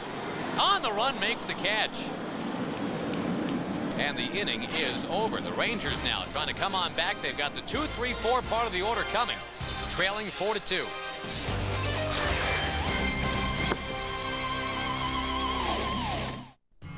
This copyrighted telecast is presented by authority of the Texas Rangers and may not be reproduced or retransmitted in any form. The accounts and descriptions of this game may not be disseminated without the express written consent of the Texas Rangers. Here's the Lincoln Mercury Better View pitching matchup for Tuesdays. The Rangers, they get a 3-game series against the Atlanta Braves. Tim Hudson going for the Bravos. And Vicente Padilla looking for his 9th win. Will toe the slab for the Texas Rangers. With an off day tomorrow, how about that? Endy Chavez into the ballgame now, playing some right field. And the Rangers will pinch hit Chris Shelton for Frank Catalanato. Get the big righty bat in there, and now Willie Randolph will go to the mound right now. So we prepare for a pitching change break. They want to go get a righty to face the righty. The Rangers have already won game 1 today by the final of 8-7. Now as they try to rally in game 2, the pitching change upon us. We'll come back and tell you about the new New York Met pitcher right after this on FSN Southwest.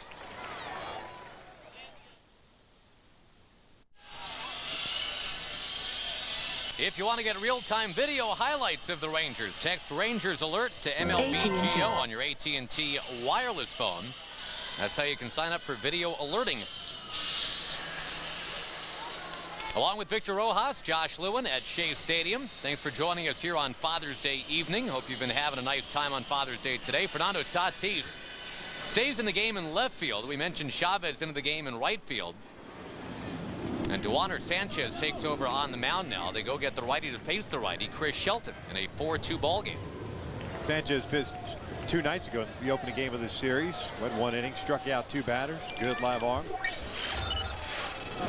Shelton gets into the first one he sees, and to left field, there's Tatis making a tumbling catch.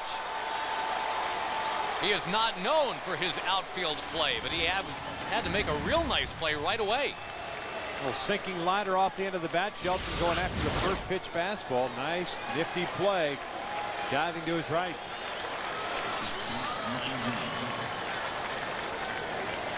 Boy, it's a big first out. Tying man would have been coming to the plate. Michael Young has an RBI single and a walk here in game 2.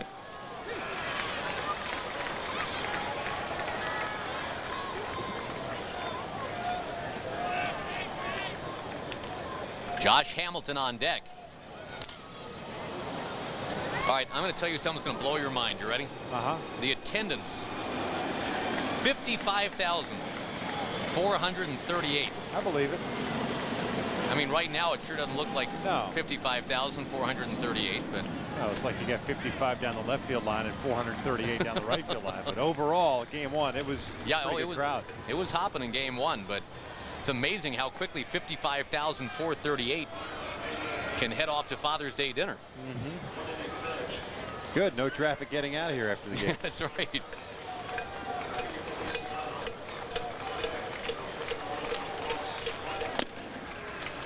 Outside from Sanchez to Young. As we mentioned, it's become a very pleasant evening now. Even got a little breeze going.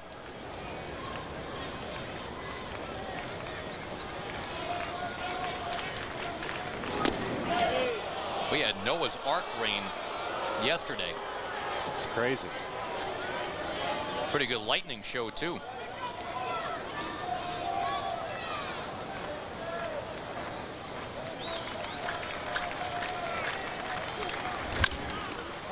Knocked knocked down by Sanchez. He recovers and throws out Michael Young. Boy, that's a hard hit baseball, but Sanchez got the glove in front of the knee. Josh Hamilton with an RBI single in the third here in game 2. Let's check our forward leaderboard. Josh and Ian, the top 2 in the league in hits now, 90 and 89 respectively. And Ian, of course, leads the league in runs scored.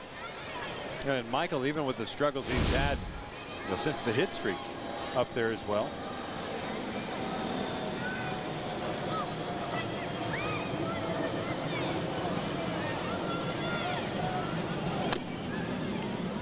$18 homers, 73 runs batted in for Josh Hamilton. He's batting .315. And there were a lot of Ranger fans that figured when they heard Josh Hamilton was coming over, if he'd had those numbers by the end of the year, outstanding. Yeah, no doubt. It's June, what, 15th? Not even halfway through the season yet.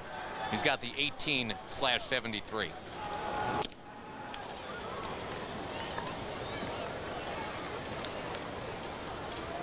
Just so easy going, free flowing at the plate, never looks stressed.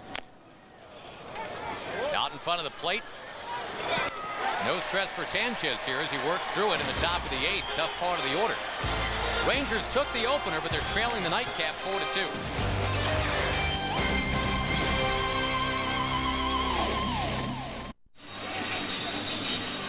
Progressive shows you the upcoming schedule of Ranger ball games. You do have 3 home games coming up starting Tuesday. Chipper Jones, Mark Teixeira, the Atlanta Braves coming in. Then it's off on the road again to play the Nationals and the Astros. Then a big-time series with the Phillies. Gonna be a lot of offense in that one, you figure. A lot of home run hitters. Chris Shelton stays in the game playing first. We're underway in the bottom of the 8th. And the Mets, having lost the opener, lead the nightcap 4-2.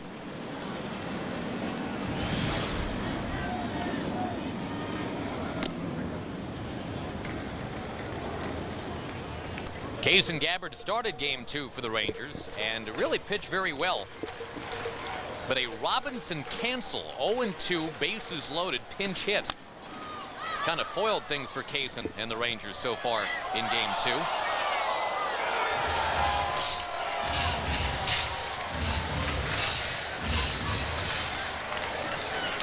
That'll be quite a story if indeed the Mets end up winning this second game. Kind of a stay of execution for Willie Randolph, to hear it told.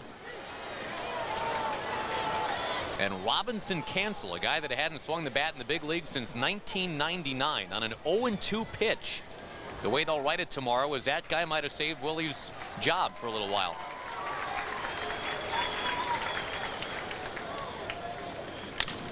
Ground ball past the mound to second. Kinsler coaxes it. And Tatis is out. Marlon Anderson will come up as a pinch hitter now.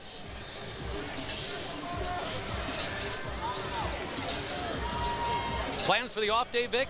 Taking her easy?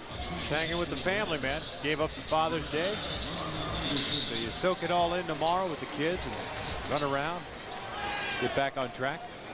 Get ready for the Braves to come in on Tuesday, 7:05 game. We'll see Padilla against Tim Hudson. Marlon Anderson up and over a leaping Kinsler, a base hit. Boy, you come off the bench. First pitch you see, crack, there it goes. The Mets pinch hitters are 2 for 2. Does Willie Randolph get any credit for that, or not really? Not so much.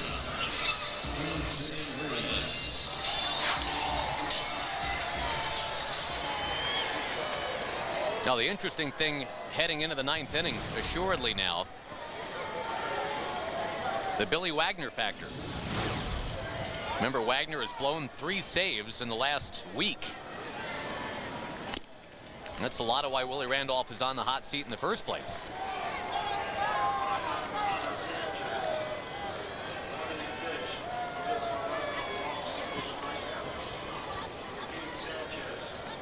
Top of the order, Reyes. He's been on base twice, although once by striking out. What a big play that was, huh? Setting up 2 runs in the 3rd inning. There's Billy Wagner. And that was just, you know, that all started innocently enough. Should have been the 3rd out of the inning, kept the pitch count down. Unable to keep the ball in front of you. And that's what happened to Salt Lamont. High fly ball to left. Out number 2. Now the Rangers in the 9th. David Murphy scheduled to lead off. Left-hand swinger. You do have Milton Bradley off the bench if you want him. So that might come later in the inning, right? Save him for when you got a chance to really blow it open, perhaps. We'll see. You got to put yourself in the position, though. So, you know, lefty-lefty matchup. David has done much better of late against left-handed batters. Yeah. Or left-handed pitchers, pardon me. But, you know, do you take your chance with Gerald Laird? Good against left-handed pitching. Milton Bradley's another option.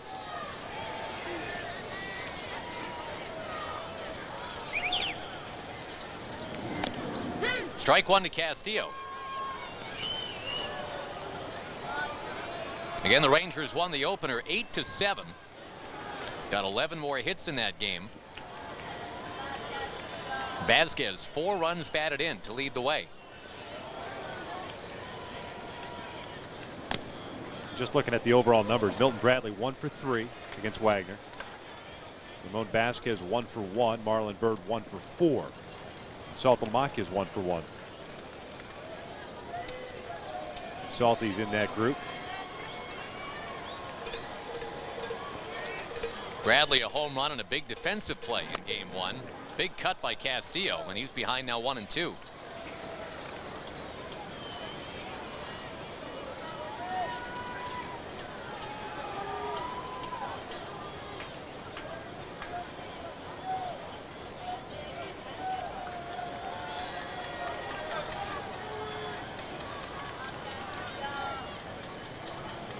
Mathis out of Show Low, Arizona.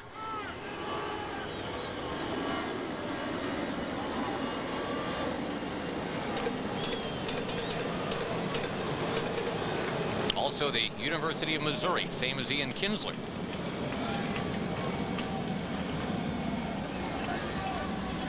One, 2. And Castillo, tough guy to strike out. Draws even 2 balls, 2 strikes.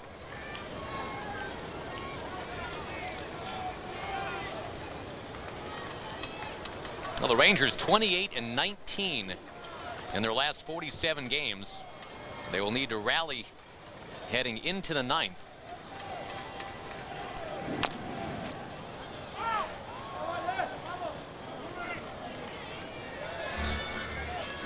And the Mets, a team that just can't seem to get going. We've talked about their injuries, but they're kind of running out of time. It's a division where the Marlins are starting to fade a little bit, but boy, the Phillies are just getting stronger. And the Braves, if they get healthy, you figure could be a factor still, but they're not healthy. Not yet.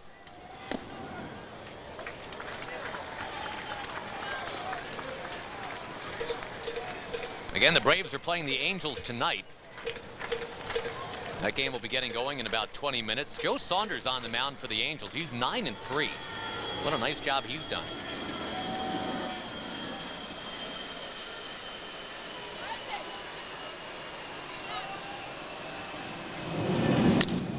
On the ground, base hit.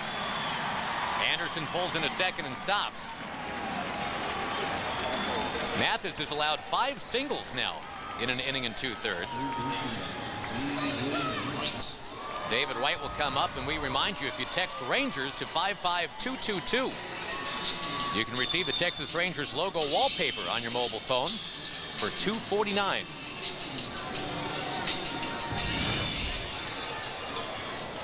That's a great shot right there, isn't it? The new stadium.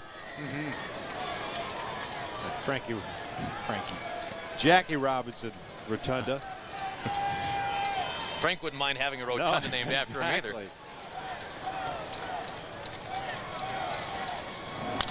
Strangely, the Robinson of note today is Robinson Cancel. Pretty much the 25th guy on a 25-man team. He had the big 2-strike hit. Stands to make a winner of Pedro Martinez today. Game's not over. No, sir. Again, Billy Wagner has been anything but a slam dunk in the 9th inning of late.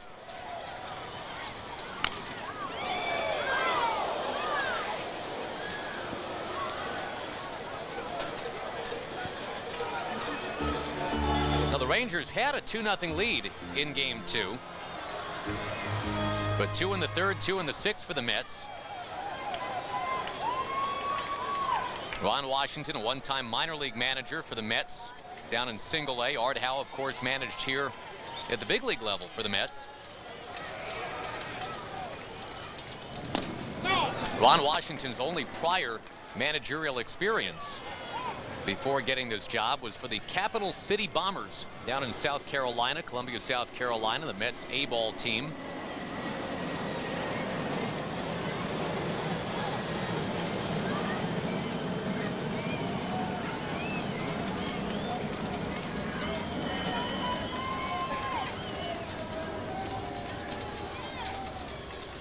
One-two to right, almost hit him.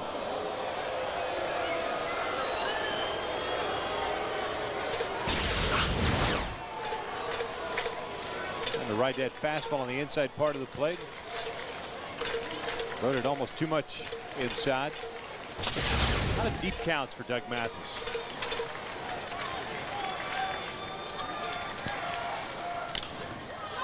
Yep, just trying to find that put-away pitch. Doesn't have a strikeout yet. Of course, that's really not Mathis's game, right? He's not a guy that'll really blow you away with a fastball or anything. No, but not a good sign, having thrown 45 pitches in an inning and 2/3. That's certainly not the way you want to showcase your ability. He worked himself up a nice little lather here on what's turned into somewhat of a cool night now.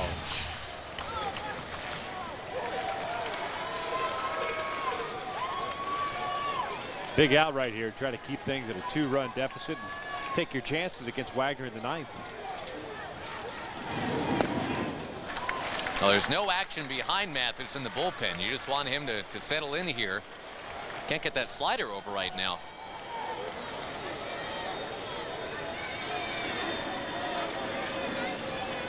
Well, we've seen a 2-run ninth already today. The Mets had that in game 1. Runners will get going.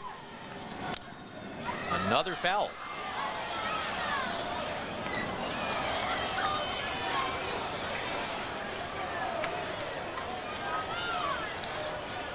Well, the Yankees a 13-0 win over Houston today. A-Rod had a home run. Chin-Ming Wong got the victory, but he left the Yankees clubhouse on crutches. He sprained his right foot running the bases today.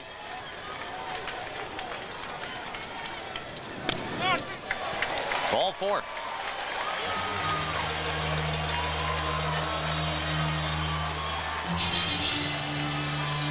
And Mark Connor to the mound to talk to Doug Mathis.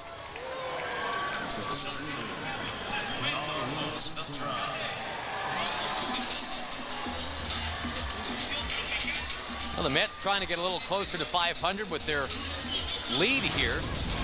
Check the Jack in the Box standings, trying to get to 33 and 35. The Braves at 34 and 35, the next opponent for the Rangers. Again, a 7:05 first pitch Tuesday. I'm looking forward to seeing the Braves. Even though they're dinged up, and they've had a lot of roster turnover anyway. It's Chipper Jones hitting, what, 409 right now? And a lot of attention, I'm sure, will be paid to Mark Teixeira coming back, too. You know. No longer a Ranger, not my problem.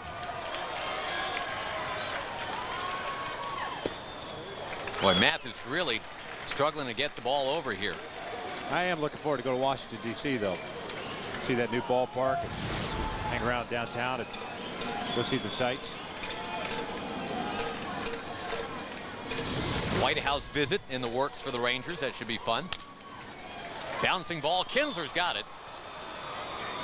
On to Shelton to finally get out of the inning and keep it within range here. The Rangers need 2 to tie, 3 to go ahead. 4-2 New York at the end of 8.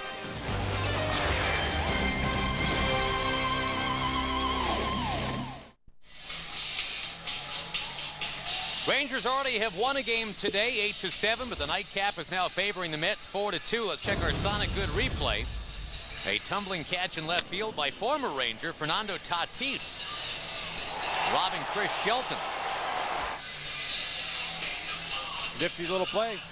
Willie Randolph should get credit for that. He moved Tatis from right to left. That's right. Well, now, if Billy Wagner gets the save, What does Billy Wagner get credit for? Turning his whole season around, or is it just one save at that point? No, I think it's just another save. You know, considering he was lights out before those last 3 times out.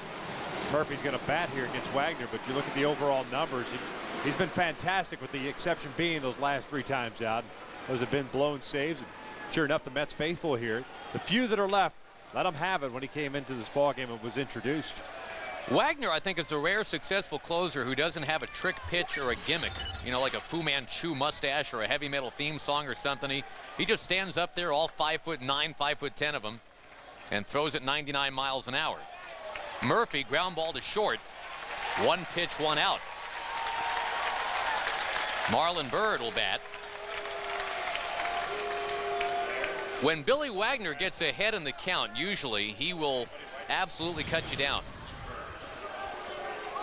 So it's a pretty good idea to swing early against Billy Wagner. Marlon Byrd, who got into a little bit of a yelling match with Pedro Martinez earlier tonight.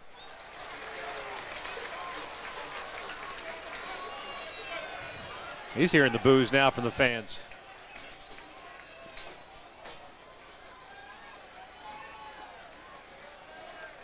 Wagner, of course, a former Astro, kind of talked his way out of Houston. And essentially he talked his way out of Philly, too. And he's still been talking loudly and brashly here in New York. Wagner's accent isn't New York, it is Blue Ridge Mountains, but still straight talk with a twang. They like that when he's throwing well in New York.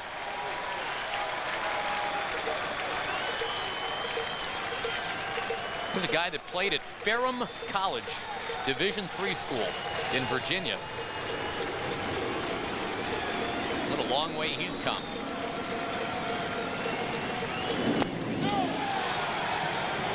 On appeal, they say that's a swing. Marlon Byrd becomes out number 2. Hard breaking ball down and in, tough to lay off. Looking, and you have to gear up for that fastball. Down and in. Sure enough. Saltalamacchia will try to get things started now with only 1 out left. 4-2 New York. The Rangers won the opener 8-7.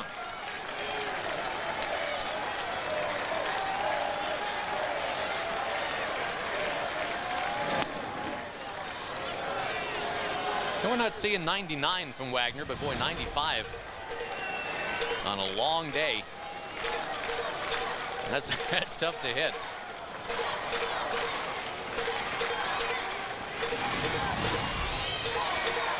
Rangers haven't scored since the 3rd. And in fact, Vic, they don't have a hit since the 4th. The last 15 Rangers in a row have been retired. Started off promising against Pedro Martinez. Very aggressive early on, but he settled down very nicely. The last Ranger hit, believe it or not, was from Kaysen Gabbard in the 4th inning. The guys have gone 0 for 15 collectively since.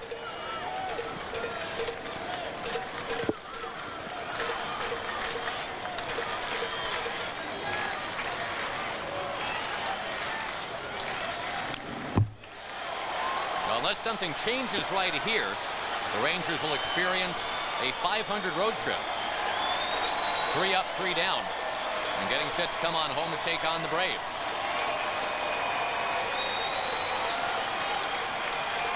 Nothing wrong with a 500 road trip, though, huh? As long as you can win a few at home. Yeah. The shame of it is that they should have swept the Royals and should have won this game. Still could. Yeah. 2-2, 2 out. That's the only disappointing part about it. I mean, yeah, overall you're happy that you're just a game under 500, assuming this score holds going back home. But the series loss. A rarity. But again, not yet. Saltalamacchia hangs right in.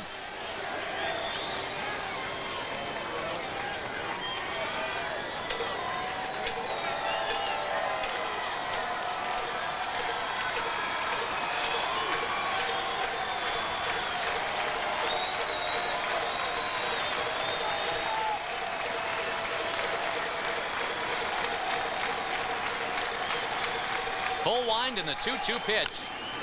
Another foul by Salty.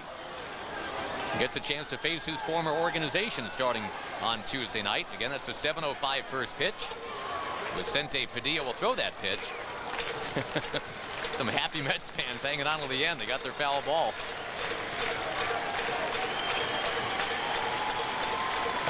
That's awesome.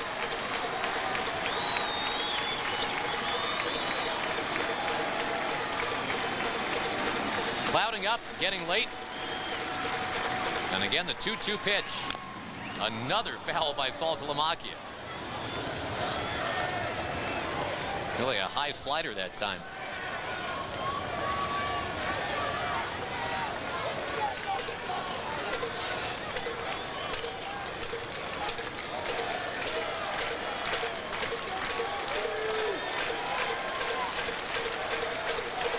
Now a 7-1 loss on Friday night. Then the rain out yesterday. Some fun tarp sliding by a bunch of guys just having a good time. And then a nice effort in game 1 today, an 8-7 win. But now in the nightcap, 4-2 New York. But Salty just does not want to be the last out here. 9-pitch at bat. You hear how fickle those fans are? All of a sudden there's a Billy Wagner chant. Yeah. He's our guy. We love him.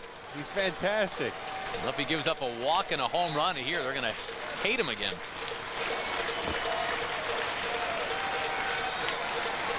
Tenth pitch of the at-bat coming. Wagner to Saltalamacchia. Got him. And the Mets achieved a split. Rangers took the opener 8-7. But your final in game 2, Mets 4, Rangers 2, as we bid goodbye to Shea Stadium. Vic, last time we'll see a game here. Boy, I'm shedding a tear right now as we speak. Willie Randolph still employed. His team gets a 4-2 win. Rick Renner, Steve Buechele standing by for Rangers Live. We'll get you there coming up. Again, the Rangers split with the Mets today, 8-7 and 4-2.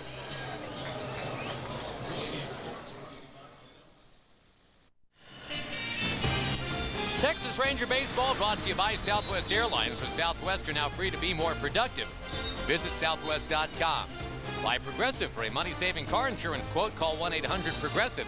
And by your Texas Ford dealers. Ford is the best in Texas. Rangers split a doubleheader here in New York. Their first and only visit to play the Mets at Shea. 8-7 win in the opener, 4-2 loss in the nightcap. Coming up, Rick and Steve. Our post-game coverage continues. Highlights and analysis on Rangers Live right here on FSN Southwest.